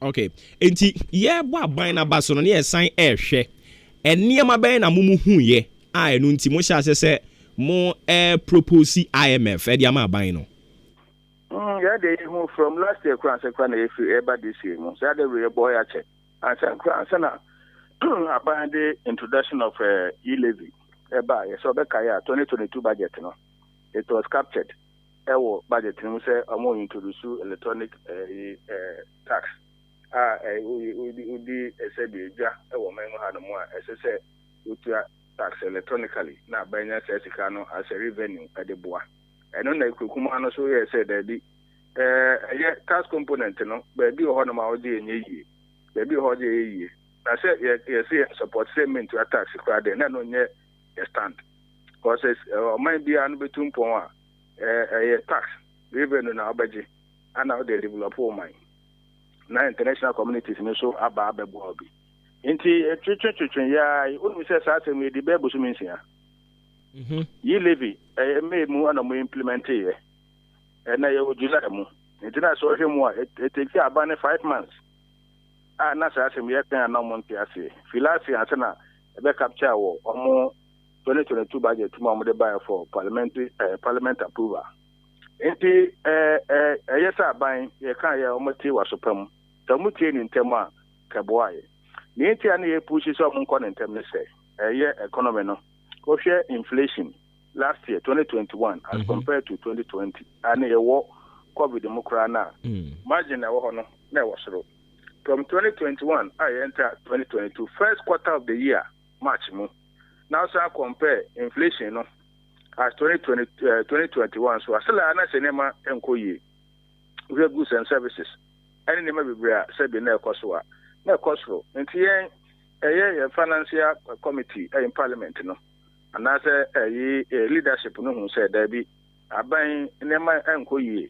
Then you say you could come and tell the kind of what to say there be enko necessary Konagana for enko and him or share the rate of a increment and eba fuel prices any idea. Maybe na can be. And I said there be as I bet to sign a monon term a sequana jinsem. Indeed, a idea said be a vanity no term or kukuman or more. And I said minority said in parliament now. Kabwaye. I say it is late, but it's never late. Into the outcome no. I see. Na on my ye nyina ye hwe ni mu se ye betimi akeka nneema bom na yetumi ade yen ho. Na se ye bobra na koduru ba bi ne mu ye den a the only resort IMF wa. Then what happens to the much touted homegrown policies here? You see ankasa what say yetumi hwe na ye di ho dwuma wa ha no.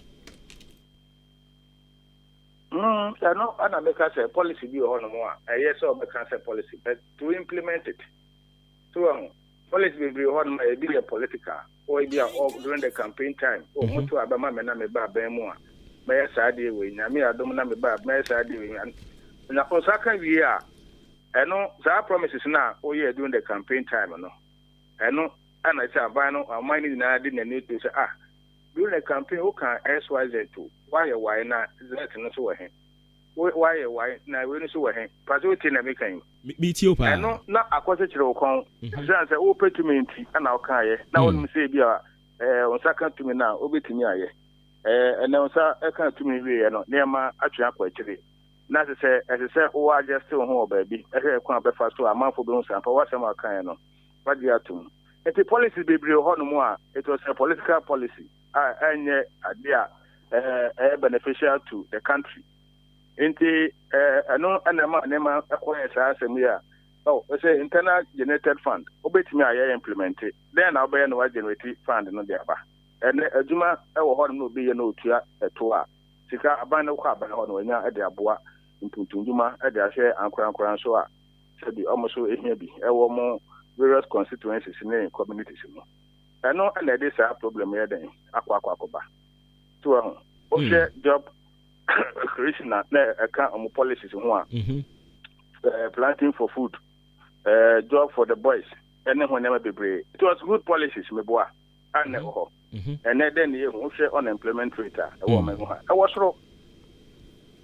was wrong and in now a policy side it was political policy during the campaign time any idea into all corner no and yes be and abinet me no aban mu dida ana gana for etwa aban so say on to us into na kan na de foforo then so meet the right time tana me de me hono I see and so can see you see there be during the COVID no in this antigen but na COVID abesen ko na meeting nema ko se ne aban nyima be so no be afọ nto nyima so aye eno ye say bia be twam Russia Ukraine war eno so akoye excuse eno so ye can say during war na aban nti ena sama asetena sabi akoso so ye man mu anase ye neighboring countries e war en chen omu na so sabi say Ukraine Russia war yi ekwoso omuti be bi omuti now they are not affected. Okay, and the honorable me out this patriotic question. Ghana 60-something years on. Ye bobra ye kwa nimu na ye sikasem enya. Ye se mo me enko IMF. Ya ko ba ko mienu. We ni ya etoso edu enson. Ghana ye ko ana ye ba. Ye politicians maboa yen. Ana mamoa yen. I need a general question. I just say government bia no amna say aban bia ba power or any policies or the ejuma enianom MPP for no aban mu sisi and omo de omo kan to hono mu say enya de ankom ko amefuta so be kaya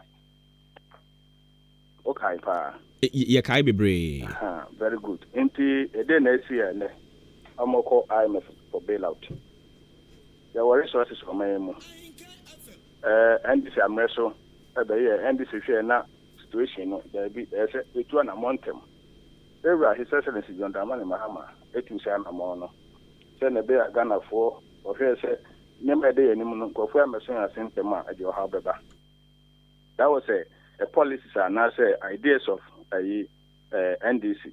The new people say there be Dana Mononia and Amompa at the same two. Scan woman muha. Into some copedia. So what I say, into the social government be a bar or the policies or the Juma. Ghana for those ampa. Maybe pre to me a free Montana. I say when I'm a kind. Nemum say anya my Ghana finance and passing the canyo. Nanso and never be a nema air corner. The any unconquerable for one come from a soya senior. Semu Ankasa. Tisana Mihuno. I ban be a bar on the policy or the ruling government.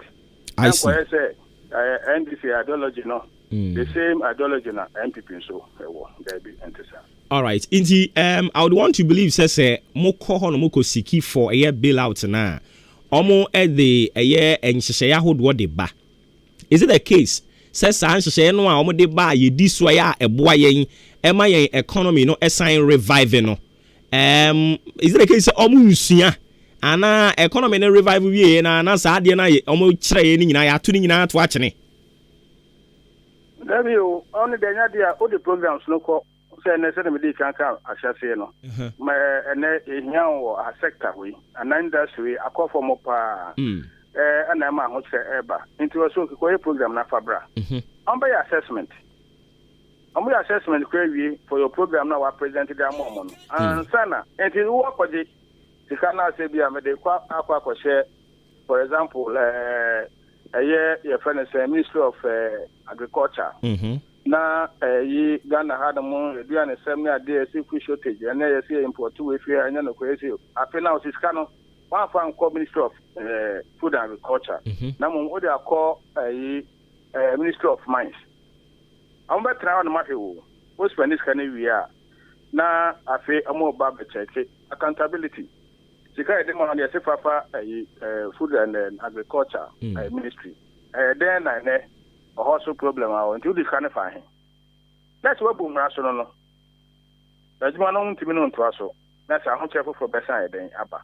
So you'll be guided by Sika and our programs are IMF no the call. Terms and conditions. Meaning also a ban also better sampa and she say IMF no more can. On the making sure say because I'm a for the moment, come the best one so there. One farm for so and Jumana on a problem, no, and that's a challenges in there. Eba. Inti, I don't know, me, I am a bitrimun na say, okay, so far so the problem need to me solve it. Inti, adentina after the program, the crank, I am tonko so, none ye, boy, ye, no, Kayan Cosonye. Intina, I want to abandon piano, programs or the term of officer, Nipa Bia, Nasa, Juma, Bankras, Juma, unser service debt. Would you see Kaya Juma, or interest Ebano, and now they pay back a car or the Anasa loan our Quapaji. And it will depend on the investment. I have an American area, the Benya income, I buy the best service debt. And that's a car I am for their money. The Bayajuma I am for doing some part at the Santa region, for example. At the end of the day, no, I'm buying no more recheck or Asante region. No, we were able to put up only 15 out of 20. 25 and also away. But also what I say. Matthias here, very good. Mama one typical example. No? Oh, okay. Oh, there be here schools who are and I say here because a program on a ban a program no. Health facilities are here. Or could be a northern region. The 3 northern region, no, you hear health facilities or you about 20 and 30 or more. Pampa, team, my assessment, evaluation, my cost, is kind of Nafakoye. A better project will take how long, or a better take a year or 2. Within 2 years, by a northern region, or as a health facilities, 39 amount Musicano. Would I hear you my senior, upon Mudian or northern sector, no, at Tiana. You're quite any ho, I then. I see. I see. And my final question. Do you see Ghana coming back strong? Senior NPP will be Ashas, they will bounce back strong. Do you see after IMF? one have to say, I mean, for my own kindly opinion, it may take it time.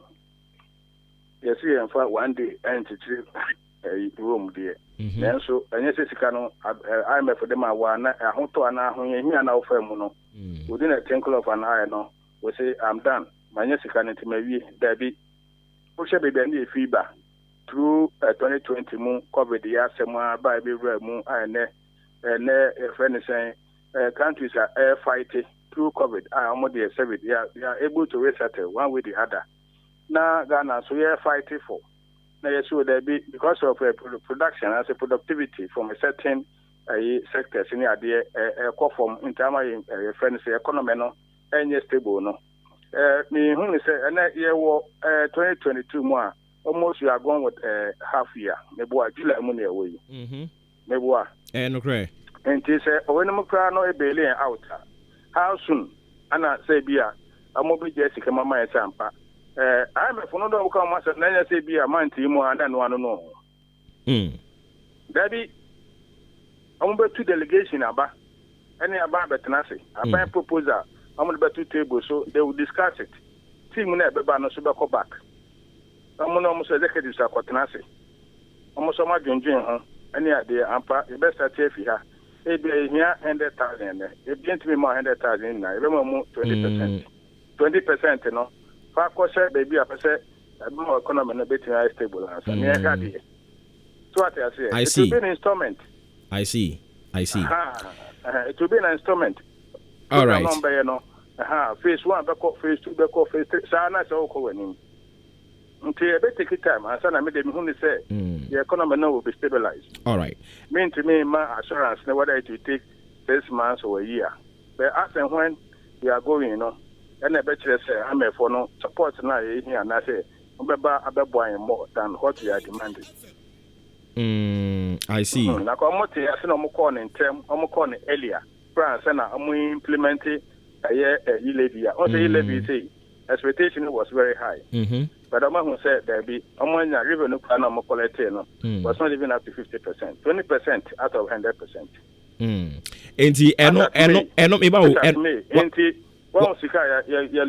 Sure.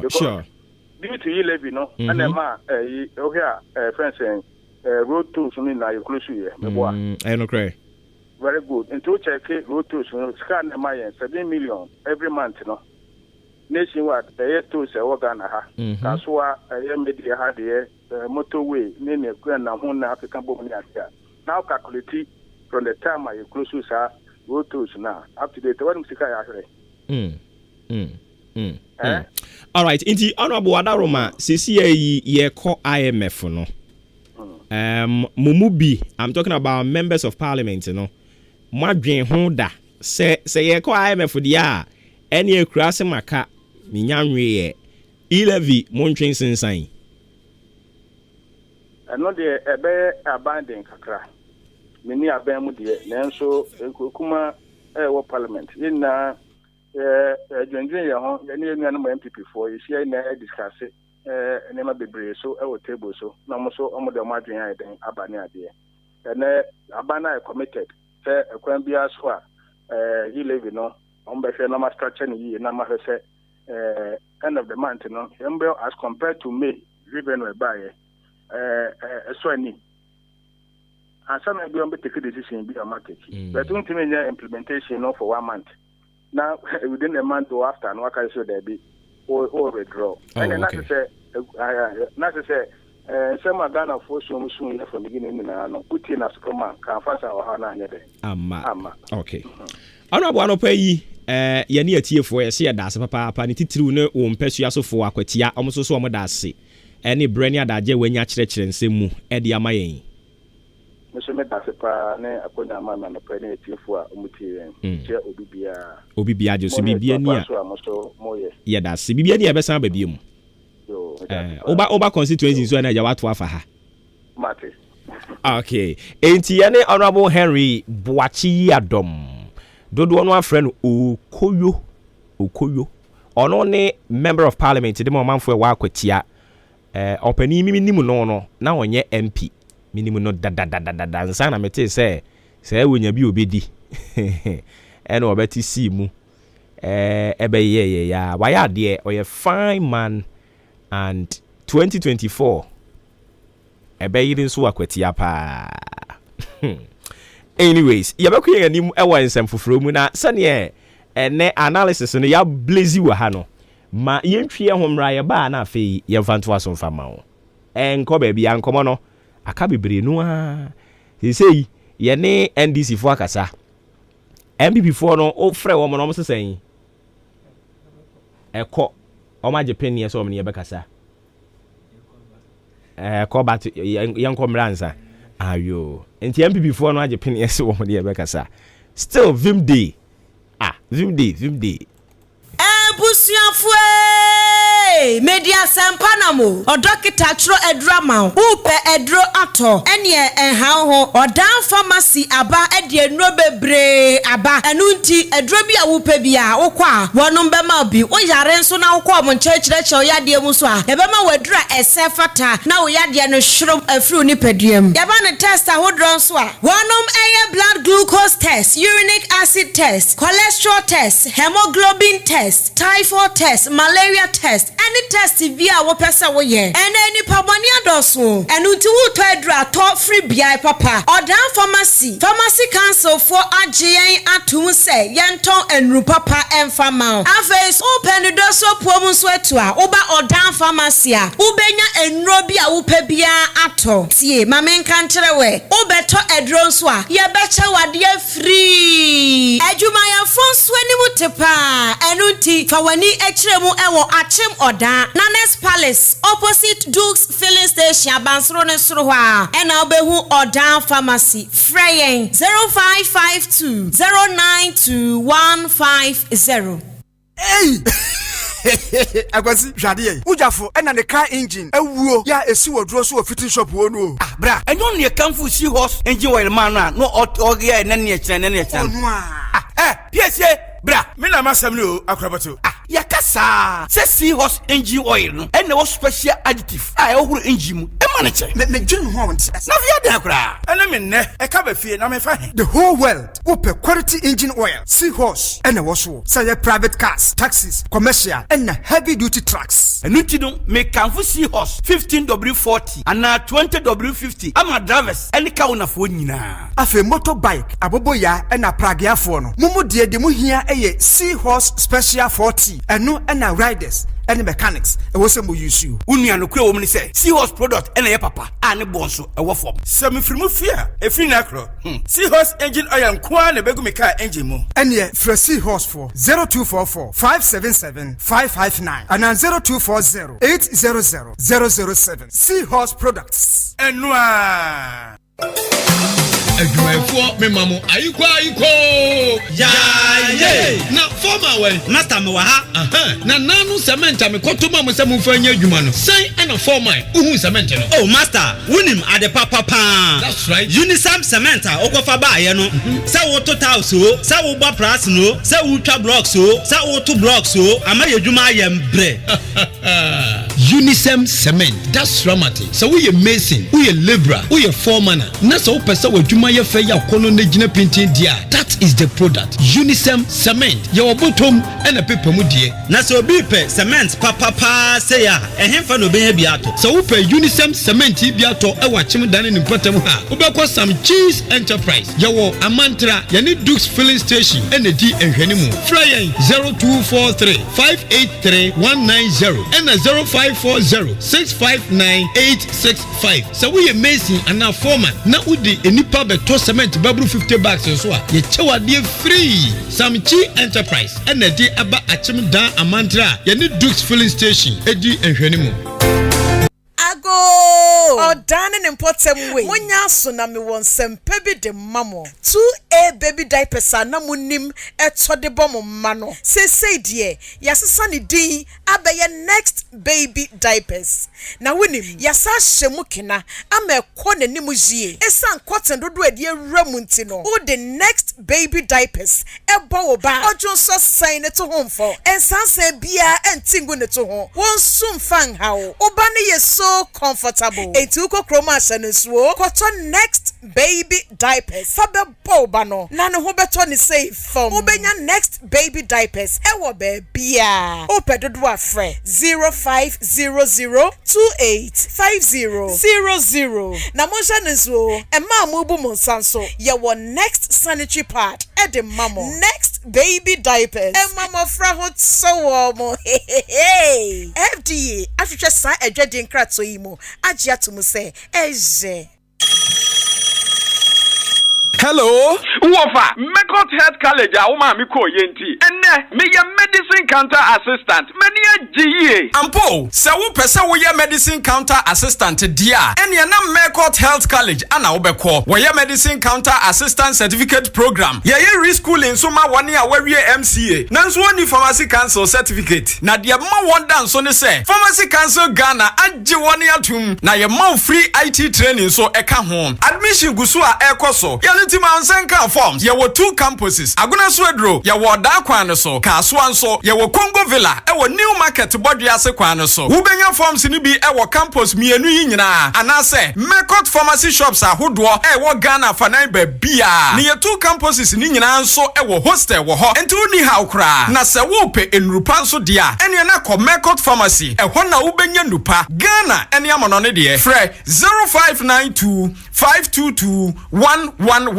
Ana 0244 640975. Mekot Health College, you say health knowledge is life's wealth. Ghana Ekuafue, Adama West Africa, Emma Jumo, Adama West Africa, a agrochemical company, what Israel. Now, what Nasia human who say, Ekuafue Tom Nebia, influate me Jimo Funina at the bosso, Nititu any esre, say esre Naju Fua Bossodia, and an American for agile at the amount. Would you know maybe to say, Nkruma, tomatoes, Nyadua, watermelon, Meko, Ayoyo, Anafe, Abroba, Abra, esre nefi fufra, Ebano, if you agile, no first spray, esre Swanson, wet to a quakutim, and as all the wetting poerino, now the agile, a spray, esre Ninaso, Shannon, Mema. Esreni nyibebre ansana de agile akwaku spray so de hia se obehwe 10 tomatoes eketo no ahye ba akopɛ de agu kafukafu afidie yimu na do ensuo 15 liters afra wo de spray pe wawie wadwuma se wo de agile spray wafu ase a emma enhyerene a wo no ban na agu no entingu eno achi no akuafo mo nso dua bibi te se binso enkatie ana fe so ya binso no mo nso hwehwe vezil ekumfue na se prekopɛ edi free sa no be yi ase de se wo ye nie unya hu se emfue na hyase e ba pe hwehwe vezil na first spray na se wo de spray so pe ubetu emfue na se nyina wo to vezil a betimi de spray wafu na se empre nwotwe eno kure anso spray 1.5 acres eya no afa 30 mils ana se obesusu atra ye dididie no miensa na wo di nsuo 15 liters afra benya bia to ewo agrochemical shop bia eben wo Ghana fa na nyina ana se wo befre 0544 325 030 ana 0270 575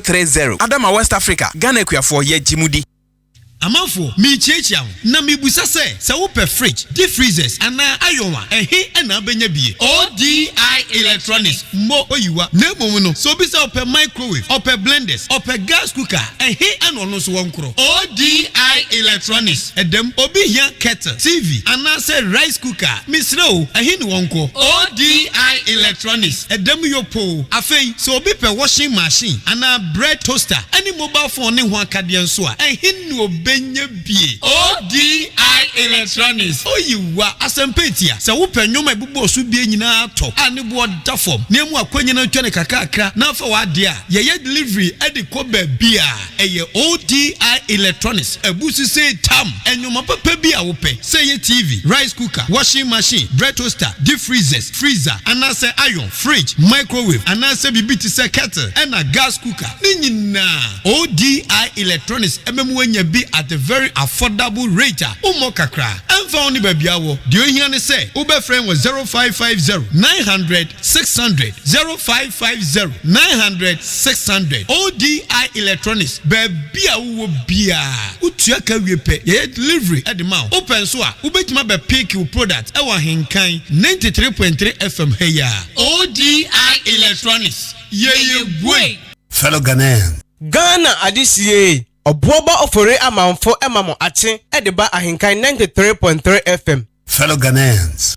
Mepato ma mensa mu akwa ba Evamra show so mache eni dwumedie no edin wadwen kire obetimi dia ba enche mo a already modi aba ne yebehwe ne Ahenkan ne kama ede amamo aka simane kakra bi na nonkono abo apa ho simano edu and in Tishan so efamame. O ye company na onso so ope adwumakuo na yabo adwaton de ho dawuru de ama wa me kanfo Ahenkan FM ye marketing department na ma wo se koho na enu omo nkobo nkomo wi a omo de betwa yen soro ha na yatimi abo ho dawuru e de ama wo bible waka se uso kane afasi kane adua so mfa nhyem paase se ne be ye be hyeren amakuru mu fuo nyina so atimi ehunu ade no a wo ye no ne fa eye 0244 290093 0244 290093 eno ne number be friend yatimi agye so ano herbal bitters ne capsules no so ewo abonten nti se koko na hawo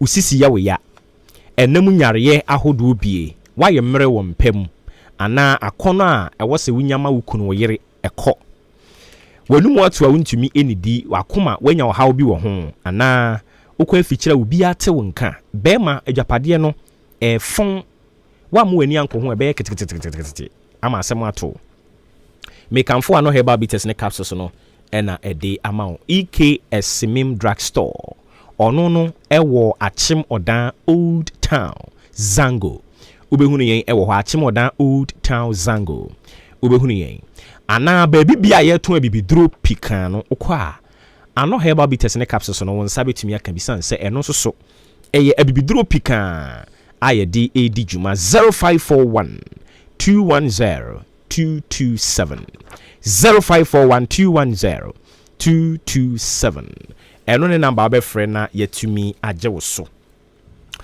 boiling issues ba wakwan mu ya wode bia wabra no wotwe abo apa no wotwe abo akokopim se nundu ebebo no ye de boiling issues ena ede ebremu eye political show eye very very educative eye announce wetimi etie bi amayen se obi agye atomu obi a etie enti announce wetie bi Unisem Cement Ghana enso so ye cement papa eboa yen ema dan ahodo a yesie project ahodo a ye omo adawro ma sesei bibia ekoso kama pa Unisem Cement Ghana wo mo cement no ye opepa mu de wo rubber mu de Samche Enterprise ena achim odan Amantra Wache Junction obutu a abrosan kama bia besie si ho a ne Dukes filling station eben ho no eho ena ubehunu Samche Enterprise me pacha wo ya no afren 0243 583190 0243 583190 yabesan akwa homa no subium na yene Dr. Eric Osabute oye acting director corporate affairs public utility and regulatory commission doc otimenka Ahenkan FM suni mamu ache Yami apom tisai. Nyame adom na wonso e. Nyame adom ya. Mpacho mi din di Obute enya Osabute. Obute. Oh okay. Facha yen. Sa facha yen. Nia ochiro yetia nia o kanso ti. Enti facha yen. Ye da se bebre. Obute. Okay. Enti mama yenya ne tiese Nyankopon ya adom a bosumi ne de toso edunum. Mo be announce new tariff increment. Sa ne tia wada Roma nchiremu ne saying. Well, that's a tariff increment, tariff decision. Okay. About the 12 on the 15th of July. Okay. Now, a bit me, I say, tariff will be there one a bit now. And I said, I in Kakra, and I said, Bafom. Intimate a decision. Okay. Now, that decision, you didn't do that decision yet. And for now, we didn't think as a increment. Bit me, I say a decision about the 12 bonds. Okay, inti obi be bisa say ede na necessity baby a yadru sisi yi. Oh, on say the woman say a public consultations. You public consultations. Inti nothing I ever be discussions our office. Me I analysis ni na. Inti dia ma date no equity kakra mi say. The verification of projects be our two projects or proposals. More projects. You also verify the Ampara or more projects na NASA or mine. Into nationwide consult tour of all their project sites now, some more projects to verify. It also means deeper consultations, a broader network of consultations. Ma ubia ekedi na ti ubia na nsem because of Sanya we no ama process no akwechi kakra nanka yesi 1st of July NID decision baba board but say because of sa nyama we no ama decision point no akobe 3 weeks after 1st of July baba 15th of July. I see. Inti I was say Ghana for getting ready for whatever resource beba bonting. Well, it's a commission here. The commission here, the decision of the commission here, the baba to abontima Ghana for na enye. And the yenkwane yekwapotuna baby say decision we do wide consultations with government, the legislature, citizens, civil society organizations, think tanks, the academia, the man will be a kebi, and will be adding proposals by AGI, TUC, will be a. I see. It is a decision about it should be the tacit approval of all these people. All right, so clearly, no, we said decision in Yamaye, but kuokui abubo mudin wabra mugusu amoye town hall meeting and consultations, we all monitored and witnessed and Yama who will be a course or honomo. Majority of them, they were against any new increment. Well, it didn't say about increment, but it's just the percentage now. The increment, I don't know more. It didn't say, ma, yeah, many year DPR, may find Qatar, and it didn't feel is a maninko form. And the that decision in a about count. By the analysis of the proposals now, but doing it didn't count answer na a bit me yes, and I say yes. For now, dear, ain't me say at all costs, no tariff, no economy, and I say economy. And again, the argument has been said, and Crofwe more pre-increment, and as I want to muti or more some proposals, Namutu one or more the Mamono. As I want to was and a typical example, ECG. Sans Semono Tibia, Ayana Sena, we are over. Well, me Tibia, make us a commission your benchmarks are any utilities in Eddie dealing. You say, yeah, Baba, yeah. If you more, that benchmarks mean a bayjuma. The better say benchmarks no. If they go beyond the benchmarks, no, that is an inefficiency on the part of the utility. That is a utility no on one of the inefficiency. No. Don't me for the inefficiencies of the utility no and consumers. The consumers no in charge for the inefficiencies of the utility. It didn't say more 98% collection ratio. IHS put on there no also get 98% of the money there also to make it into which by 80% of Sikana utoyano now into me engineer can that eats into your profit and not for the consumers to pay up on that one. The amount will be to say losses, there were technical losses and there were commercial losses. Ubao ECG Honoma technical loss of 10% and the amount and a commercial loss of 12.6%. Into your they are going to need the losses in this fact. So going to need the losses in this the losses beyond the approved technical limits of the commissioner. That is one number faster economy and your consumers number faster economy. Into your shares and your maybe sana the beaching say a tariffs will be. Okay, yera ma yefin si ha nti on the 15th no said ya waka no yebesan banana e course no oni etief wache. All right. Inti yane Dr. Eric Obute ena ekobo enkomono oye acting director corporate affairs public utility and regulatory commission PURC and yane kwatwe enkomono some 18 minutes into 9 a.m. live on Ahenkan 93.3 FM. Jumedi agusu awutie no eye mache. Me pacha onsu betumi e de wadwen kire no de aba ne ahwe Ahenkan be a day amount me pese do some more na fe yetisimu a na yeguso a ye Ahenkan kama at the amount. A very good morning encore emfa emma the entire membership amuwo Christ Apostolic Church International Family Worship Center. Mejidi se anopei obia eho ye. All right, enti yabata koso na yakwen anim.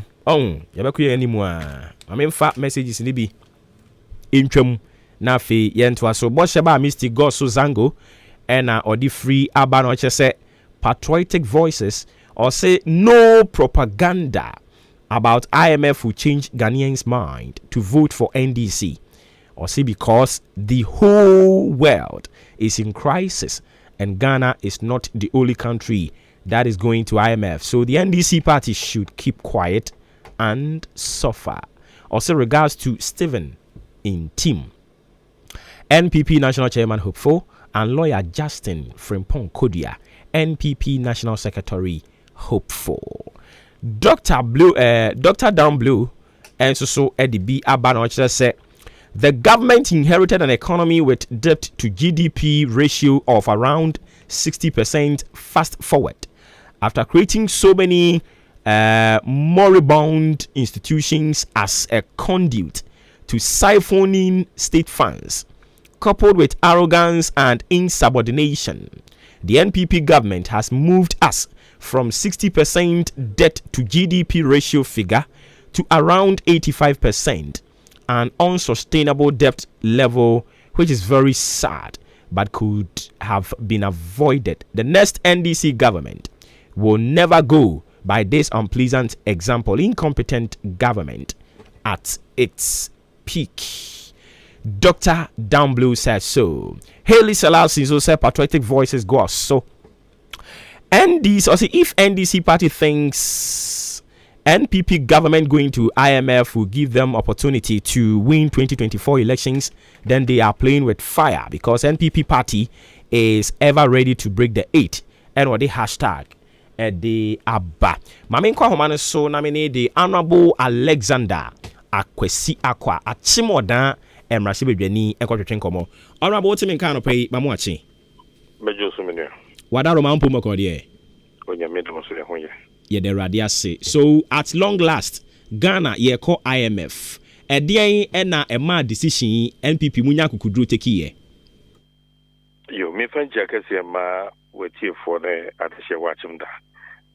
Minyini se na ebehia kukudru special akukudru bia yede ebeko IMF nkomo no ene se ne na yedi no no eye self pride odipe bia no wo ho no mo a aya wunya sabe obuo bi ama ho ama utimi hunu se ade we de menye ade we no etimeni onyam so ade we no ebremase nti onipa bia no wo hisa sa niema no esi wani so a ade se edu de tin pa ebob de wo pa so aka so ene ade we de mimu so eno ene nkoma na Ghana fo ne nyina ne ya wa ba mu no yedie ewo IMF kro no ho a ma etwentwe so kakra na se de wo mu ene se akoye se wotu wo no na se eyi abefie eyi na abefie no se ne se bia no ya ebepeska ya enkobo besia da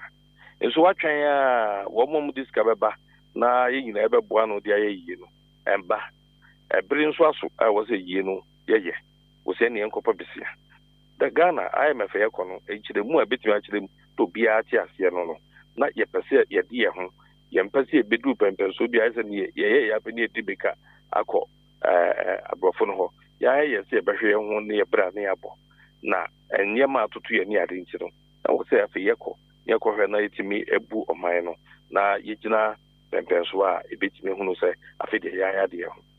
Okay, meme for example the amabo aban abaso say against all odds wetimi take this bold step na wakọ emfa ho ne nsem amudi kan ekekan ye but mayen hunu eniema be potenti ena ama ene yegina IMF yi uhwe IMF krono a sabri ya yekoya eye efi baabi na bedu baabi so uhwe 20 to 2021 the economic figures are 1 year dia adie biara indicate say on my be tikasem no economy no we had it. Yeah, inflation rates, yeah, in GDP, yeah, in currency strength, no money at the the indicators were showing that na yeah humbibi. By then, no, we share confidence and somebody come out for some in Kenya. A car na yabo. any the way na ye deplete your reserves. A bit of pempers will be no. Na I was a fear build your reserves. Into no, na ye yidi and once is casamo. Yen yemu na entertain pansam. And check, and a Ukraine is a musubai. Ukraine as a mabano, ya car, my phone tiasia. One, I made you a boar acosoro. And near my eye cra at the bomb mamuno, the boar acosoro.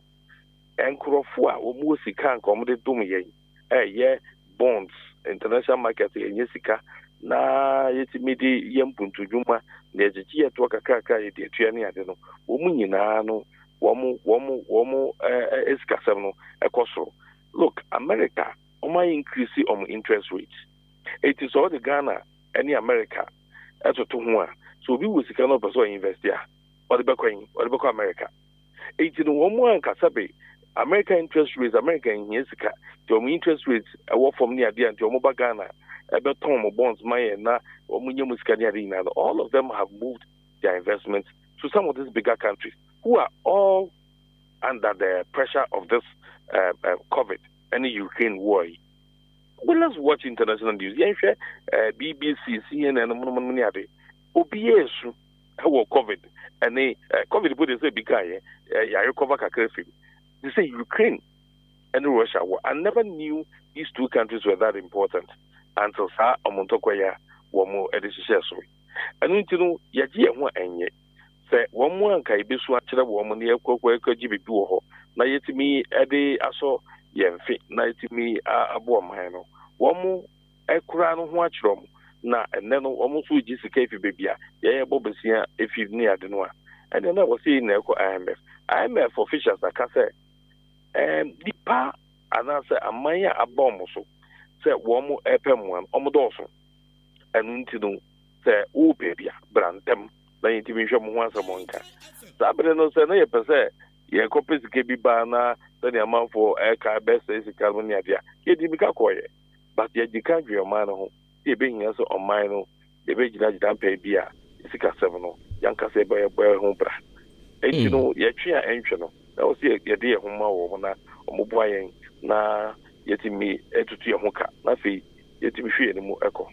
Okay, enti ebi mu so argument ya omo amaso ene se you have been na said na all touty homegrown policies. I was saying no, and you focus on now that I call IMF, and of course I know say a hono and yet short term solution. What happened to the much touted homegrown policies?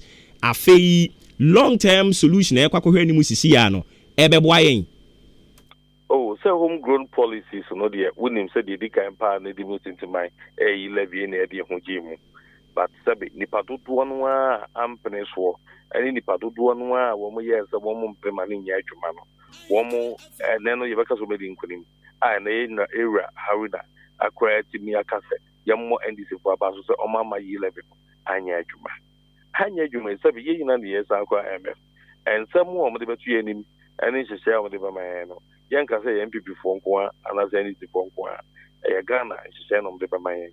A bika yina, a baka yina. Intino, say Yankasa, yes, ye bit me, Ahreasa Moniasa. Yanka say Bacasa, yen Tuma, ye pay from the Yanka, according to ye tinting, and ye mudru, not as a baby, Yanfire home, and come up between Wood Sivia. Yanquay, not your Bacca, Yanfameto mine.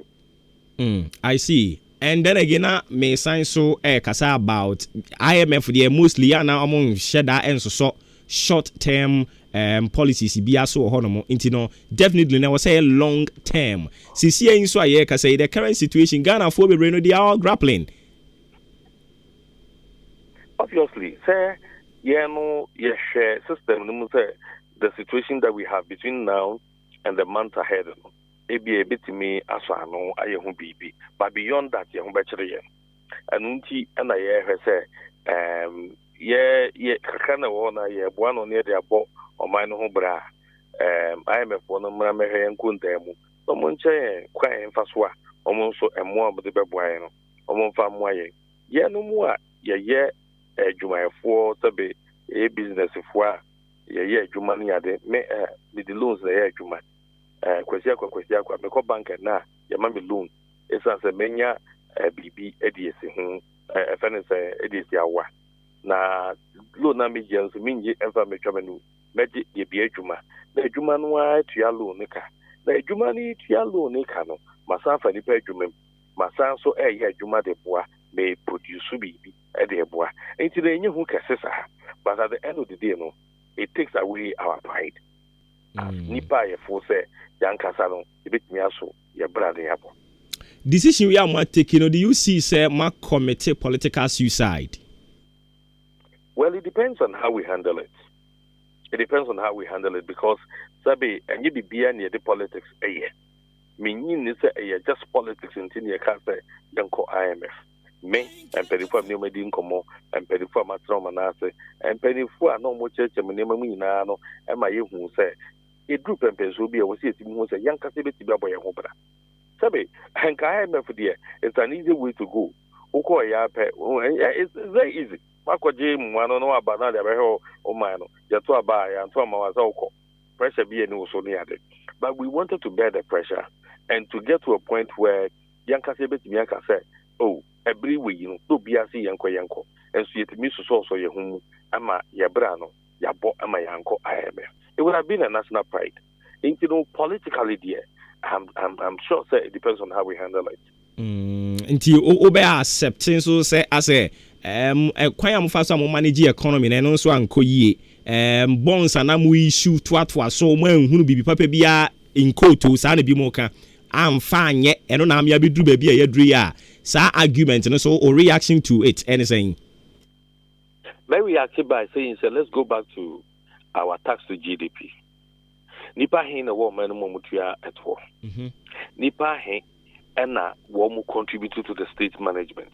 Na yen hwe the social interventions ya introduce. Sabe, ya capitalist party. Then so lebia meka ya social interventions we've done much more than any other government has done. Right from Yereku for Breso, Ebepim Sabri na because on mining no pempens will be a bit of say, Upiano and Shanaho. And the bit my idea boa man for no, yeah, idea boa man for. Why name Sagana de free also? Sikadina was near the issue near Hinano, and going to free. It is I'm a for Bacasa derby. Yeah, boon to me and the free side, we ain't Obia free as young to your fees. And our school feeding Quamunchim, where Munya near there. Sabe Yeniska, Yakopiska, a woman, you don't make an ebejatu. And on the Bema Ghana for who say, Sabe, say, ye BBC, na abua or man for here for this a good moment in the Bianwa. Ye no more Sabi Yamiatu and some cacrado. Ye bet me a year and it's a contribute to Bibicacra at the abua or minor. For 5 times, NIA issue bond, both domestic and international. It is a issue at the back. Now said ya woka say free no take the larger part of it. Yeah, clearly, omo ka say one mismanage economy no, and I just say they have issues. Obviously, now say omo ka say mismanage economy. They should give us a dance here and evidence because bond be in one more. You could issue na sabe ye dia be chichinga ana se ye dia kotopambe se na bi mbobe so no na ekoso ye di issue ye issue na ye issue e de afra e can say budget. So we have a budget that we are prosecuting, we have a budget that we are executing. Ya tintim krata e car o mine bebo afimi na ni the car ye benya ye de behwe o man ho kanso ni ye taxes e bejeje no enie bebi ebenya we afi eye bond and na say sika e ba kwaji wo ba bi enti no bonds no mo ne ade aye kan wasa bi nyina no eye sika ye issue ye and na say sika e kwaji ye ye finance ye budget enti no obi ka say ya manage ni ye ya emudi ye ne ya manage ni ye say for example COVID dey say mu say 25 billion emunchirechiremu no ebi mo chese emu nheda na ho and again 20 billion for financial sector cleanup okabo 45 billion say sika o financial sector cleanup 20 billion I cleaning up nipa over 14 million clients are na omono esika aka various banks are omunye sika no near no. Government had to find money and give those monies to omwa or mobe taking care of those institutions. So move into amount for. And look around a bit as okay. And the amount for is to say young 1 year near beboa. Are we able to do it? We cannot. But the idea and regular institution and a registered money idea would have been able to do it. And look more than how much you have quoted. We needed to clean up the financial sector. And yes, I can do and then the capital one and Canina Asian pass it. I see. Because our confidence in the financial sector would have been weaned. I see. Enti say yeah, come on to be a trimua NPP call IMF and as I buy your tissue call IMF because of COVID and then Russian-Ukrainian war. We have maintained that. I see. And we'll continue to maintain that and explain to everybody's understanding. Asama Bekano, Nipegu Honomo Betiasia, Buonomotiasia Brosopa, but 1 year to Zanipano, Ebiawana Jinse, Mentiasia. You cannot do much about that. All right. Honorable Ma, Yenasi, Bibiani Ebesa Babium. Okay. Inti Yene Honorable Alexander Akwesi Akwa, Achim Damra She Bibiani, and Nekotrin and Komono. And that also brings us to some 36 minutes after 9 a.m. Mebacho matching any Jumedi in your frame or Boba Ofuri Aman Funkutu Kumeyo. Yeda Sotia Kunyakesi Mua. Ye did Jumedi in Hochiame de Mao. Afe some messages, Mamen Kinkana Femi we are. Yem fire analysis and to us on Mao Kwana Subremu AB. We say I have a problem with the agri minister and I don't know why he's still there and he keeps on saying that food prices is not high and we have not short of food. This man pa in Shiraba in Tiamwa Ediawade Ebaye Enono, and he comes back also to say what the reason after we go to IMF and nothing important comes from it is that they use the money, pay salaries, which is in the ministers, which is the ministers, the MPs, and even the president himself too. So that is it. Yate in Shiraba in Tiamwadia or de baye enono. We say well done, Eastern Chairman General Oboba Ofori Ama. Hey, no. Position kakrakaze. Well done, Eastern Chairman General Oboba Ofori Amanfo. What you are saying is very true. 300% bad leadership is killing our economy right now. Yate, and I'll say hashtag is behind hashtag 2024 is behind the corner. Thanks. Unfortunately, one fat ni din anka. Me pacha unsu betimi do de dia basan so na I'll see a friend is saying Kofi Abraham Edi bia ba ono de o chia yen keke yeda se ono no be chia keke yeda se pa. Thanks for coming through with this one, we really appreciate it. Inti Papa Kofi Abraham edi awo de ba ye eno no me ba cho so betumi de o de dia ba ye kwen anim no an ye betumi akenkan kama edi amount afei issue of IMF e-levy ene ho ensem questions be brain and crop we be some penifo aye no mabon koma no pay omo nyina so a kire wo mo adwene kama edi afa ho your mind na ye chichire ena oman chichire yenso de ye pe ni yie medical ka say political party bia obeba aben mu no political party ne pe oman ni yie uyi 1 or 2 enema bia ye kokoko so sika die ne krono 70 sa ne manema no a party bia epe oman eyie party bia pe oman yie enti obi bisa say ye free hin ye dia beduru ba bia ye wei IMF wei ene ne etoso edunson a ye ko nia etoso edunsia ye ko ye no eye NDC aban ne de ye ko ye 2015 ena yera John Dramani Mahama ode Ghana eko IMF na ode Ghana ko IMF no na botaye bi wo ho nti a ode yen eko ye IMF no ebi mu bisa se wo mo so kora adwuma wo mu di poten ne sen ebi mu bisa questions bebree e de fa IMF ne ho se omo firi he IMF no se na medical kan ho asema kire wo no eye 1944 enti ye te 78 years nie eye kuo a ya te die si wo no mo a dwumadie poten a omo die ne se omo boa eye adwuma de ma oye member who belong to say kuo na enti unsi ye African Union ye wo ECOWAS any other groupings you know enti say who belong to them a ho kire wa ne aboa wo ye omo ankasa sika yatete ato enti Ghana ye member countries ye omo constitute IMF ye 190 countries and omo form IMF wa obia aye nteto ho enti sa nteto ho no abosumi bia no atua no eno no na se wo bobra no ko wani mu ana ho kire wo a na wa ba back na onso so se wo hia mboa ni bia na o ma support so omo dwumadie poten omo ye ne se International Monetary Fund they work to achieve sustainable growth and prosperity for all.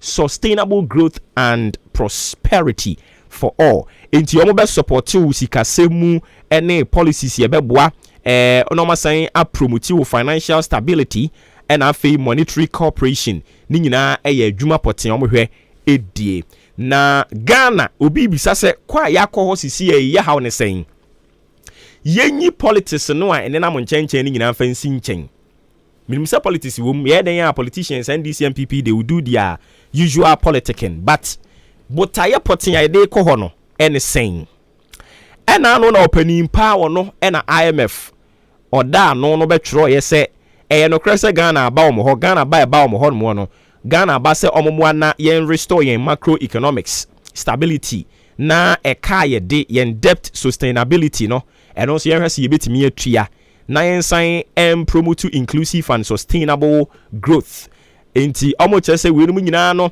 sunsanso a Russian Ukrainian war a cause so and afei COVID-19 pandemic ya as we speak it is still arrogantly lingering and as a facing us and no na ama Ghana akwaku pie ho no we no IMF pani no asem o kan but mamen chiro ye mbotaye potinti a de ko ho afei ye wi a ne maba 2015 NDC fo nso botaye a omde ye call IMF then we compare and we contrast and see say ni a omo ka say Russia Ukraine war ne hwan ne sa pepepe ena etie ana enti ana no fiara no mampani akufuado through ni finance minister ka kire ne se onhwe na oni the Bretton Woods institution me kire IMF enko twetwe nkomo na aja omo nsan mra mema yen support economically na we no decision a omo swallow omo pride omo ankasa pride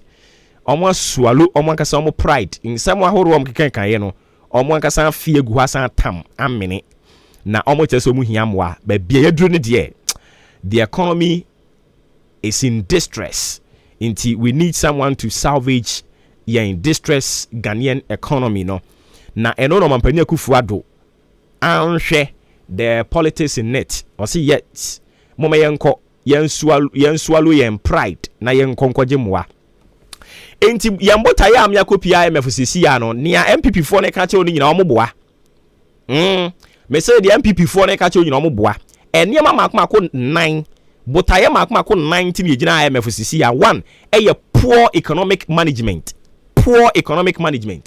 ya wo bibia ye friend say physical discipline say bia ye twa ntwato entwa ho bi enadai mayi 5 Ghana cedis 5 cedis no owuo mu enkwamu eno ana mi bedi minni mane mmoro ena minni nsoso e mane nkabi udi mane kabi hallelujah but mmoro eno ne ye friend fiscal discipline eno no brofo kasa omo amusua finance and economics no e de betimi ache so Ghana yen fiscal and economic fundamentals no it has proven to be weak and worsened over the few months. It has proven to be what? Weak and worsened over the few months. Since I can say there were so many institutions are in and labor and rest agitations we say to market yam, we say yemisei. So clearly we have problem when it comes to the fundamentals of the economy and yen fiscal discipline no no atonsuom yentimi ntuaka ohwe S66 aba yenye sika no krampo me no ka say common fund a district assembly common funds no enko for about 3 years was there enko ye ewo ho leap eka wo ho ayentua ye ofra ne saying aduane aye no ama nkwala o school mu yi eno so eho akatua wo ho no mo a yentimi ntua afa ne yese ye pay no in badges in trenches and a whole lot. So clearly your economy no you're managing it poorly. The MPP are not telling you the truth. We spend anyhow. You spend it anyhow. Until now it has become so difficult for Ghana see a benya loan. So we baby say me kwa pay loan. It has become so difficult because acquire first why you're managing a new man and your man ye. As we speak, Ghana you're in public debt. You're in public debt stock no. It stands at 391.9 billion Ghana cedis. Eka Ghana yede.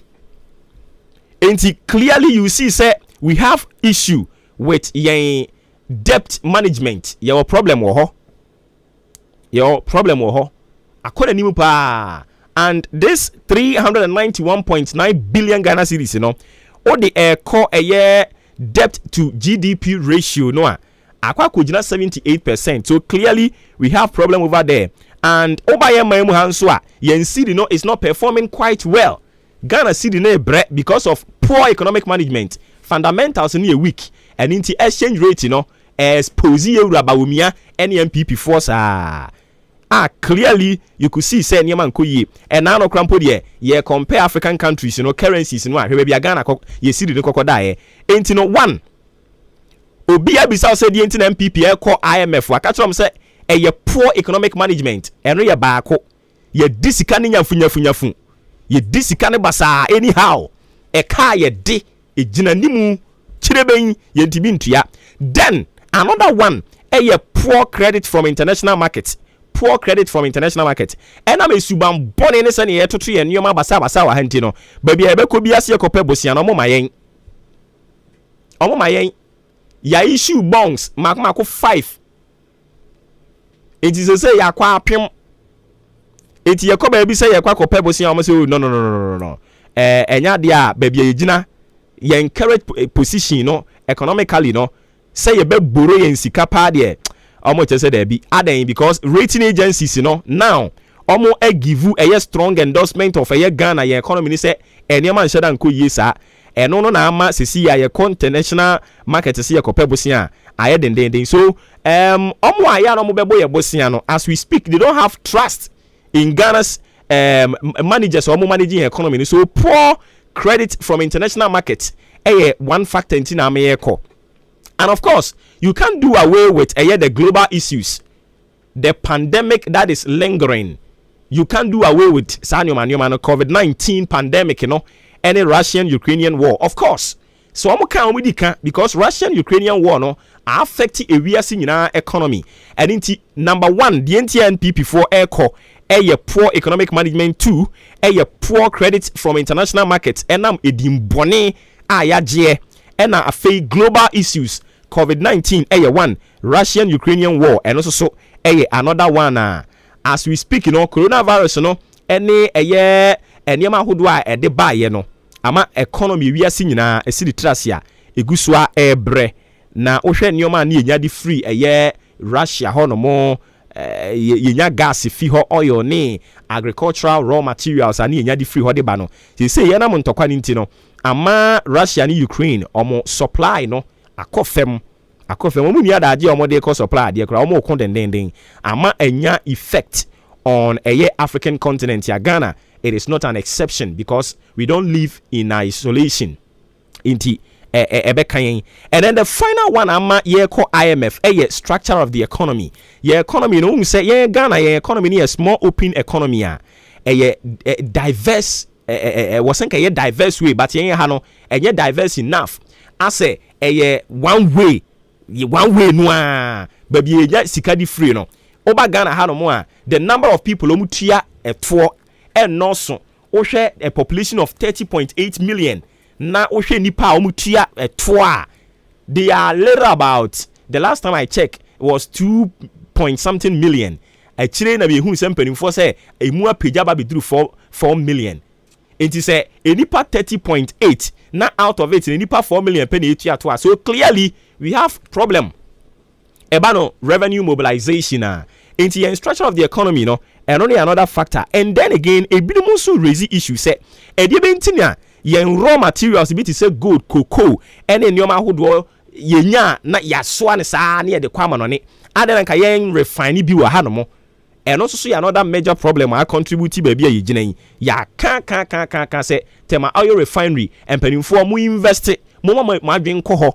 Wahu etinke betumi kra ayi ene a lot of fair ebo akosuru na ka mama train kra bembi we mo ba MPP ayo rad nyankopon omo ba omo se omo ba be revamp and train railway lines no dodo say na eya adwuma as we speak etinke ene lot of fair bebrebe nka train wo ha the train will assist but ye hwehwe omo ba bia ye huom ye structure of the economy is not helping us eno kan hu bi na ama ye bre no eno nti se uhia obi unua MPP ni bi na obi san se minua be ma e de nti ne ye kwa IMF wa maka kire se one de edi kan e ye poor economic management omo abon wo ho no omo anya ade omo atonsuom e na poor credit from international market ye nya sika ye ko bobosi omo mayen and then the Russian-Ukrainian war is also part.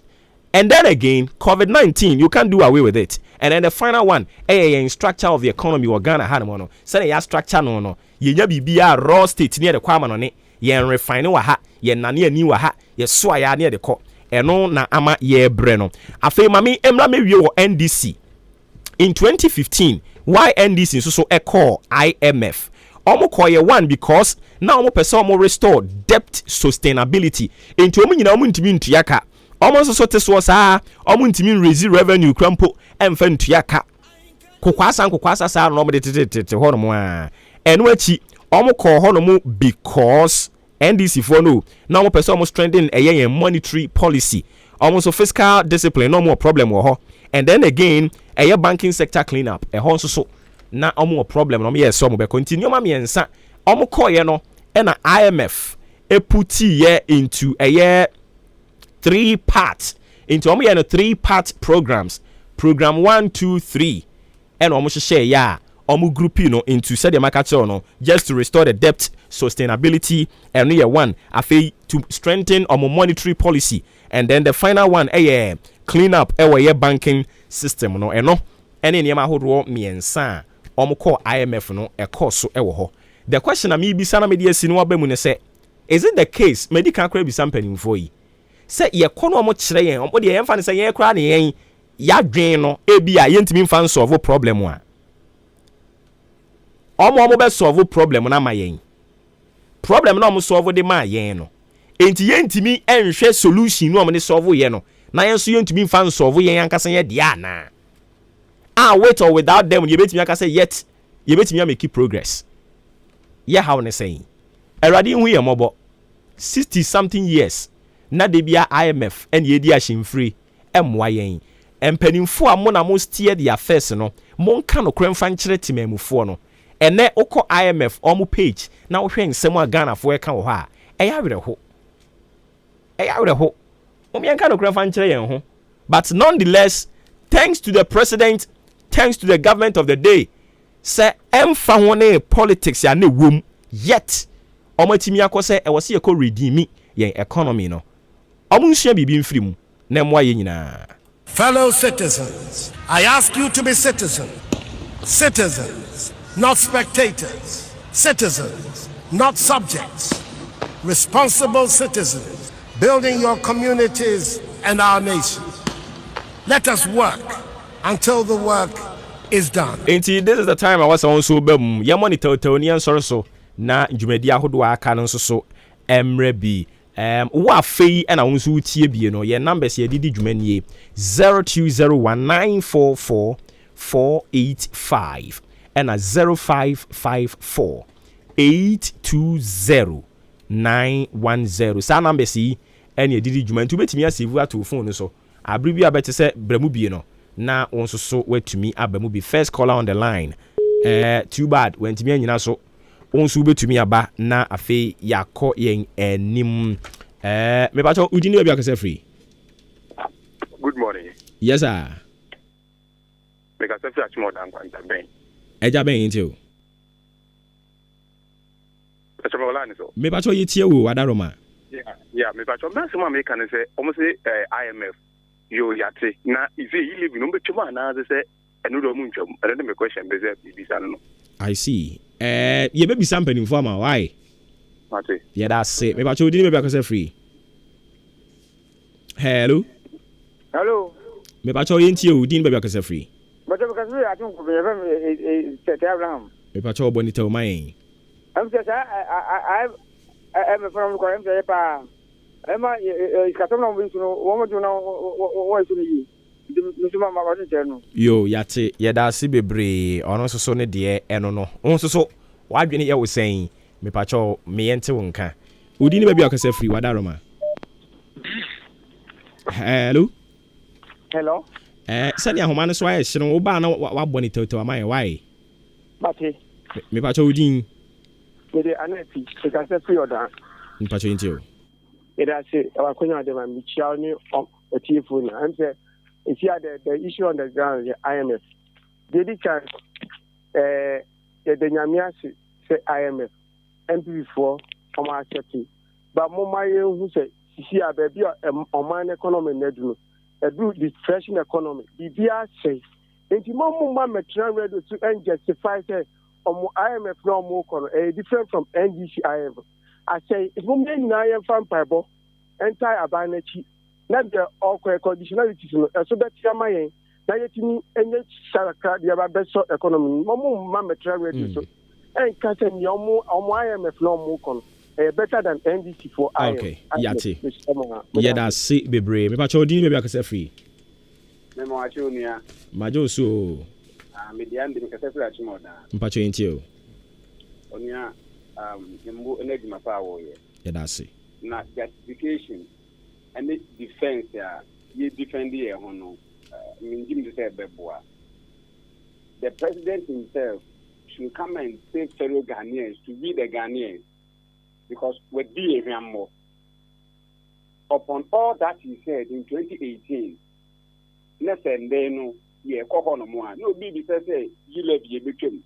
Nobody say between 11 biano pacho onto najuni because with that 11 inka IMF they kokko mu hwe because the won tumi tia with tax we need the witness so the mobilize tax ya won tumi kwa IMF enim and the one of the na say wo bribi wo didi wo man ni mu and 11 no and no kwa na be ma IMF be hwe enim sanka 11 and ko mu tumi hwe enim but aban be pagana for chewo say no nwure mu no Kufo did the same thing Kufo no say Lawrence na the minister to Dawson. But oba no ba fa na Dawson no say mi nua me pa chew. Ne binim say na ade ne say. Nti o man be nyom ba pan chew. Okay. Say the o kan no. Yate. Your point well made. Yeah, that's me into us. So udin be akase free. Hello, Aboba, Georgia new. Georgia into Yo, Aboba na page when you crew na I mean some mabojuma. Aboba ma me friend my bad man. Na me sia me sajan fi ne mi. Na mintia and music with the call Abiba Michel. Oh, Boba, and I pay the one with the Yatrum. I am before. Yatrum, what the Amber buy with. Yeah, Catcher always say, lifestyle now buy with who live in Ghana for. You live in one bag. I buy with what is such a DC cathedral. I dear what you know Ghana for. I dear what is the case of young Fason is what the high private jet. I say, my music I do, Sikane. Sabra. Now you catch yourself. Not for the right now. Also, the leader, 9 MDs, Yabon, and a IMF, and that's what to pay. Oh, when it was simple, say IMF for matter what to. Yeah, that's it. Bebre, maybe I shall know chat with him. Maybe I can free. Yes, sir. Nyamia don't answer. Nyamia do. You Yenti we. Oh, so Juma for Namishram. Amen. And I pray the way Juma. Nanaru says that I am Na IMF enye ndisi mu na muka se onfa mu nko ana. Obi akobi na amfa. Wo kan you. Ene wo ba ya wo ta de eko. Are body ba na ni pa ye.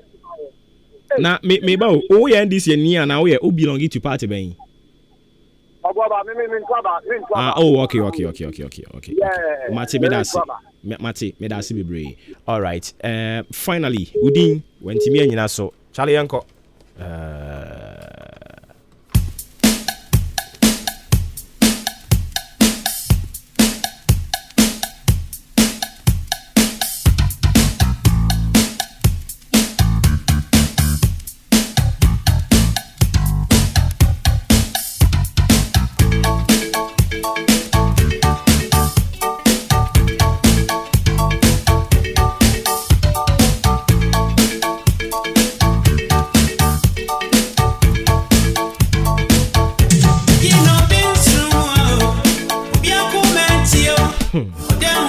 Okay, abusia ya disi ya no. Nyankopɔ ya adom a. Ochina ye besan beto aso. Mame fasida nkoma odi ahenkan kwame ya boa. Adwempa hene Kofi Mensa, BK Kwame Asante. Nyankopɔ ya adom a. Ochina besan beto aso. Billy Man ena eye technician. Ofre me all boba. Ofuri amanfo. Ushia me anu afre me Kotoku Mayor. Ana the Commander General. Mejo so nyame yadom ochina. Ye bese na hia na ekoyie. O ye number boy abaso. Ni anko yie no atwe adwen asi so. Ti ase nipa na form. Enipa ena ediche. Nyame yadom ochina. A very good morning.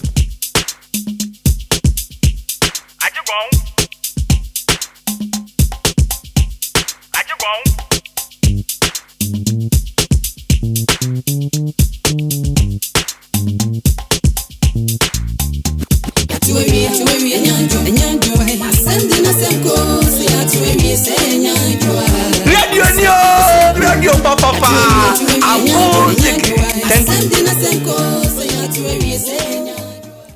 Ebusia anapa no ndu abapa won sema ba ko kase boto na medi ben somewhere na obete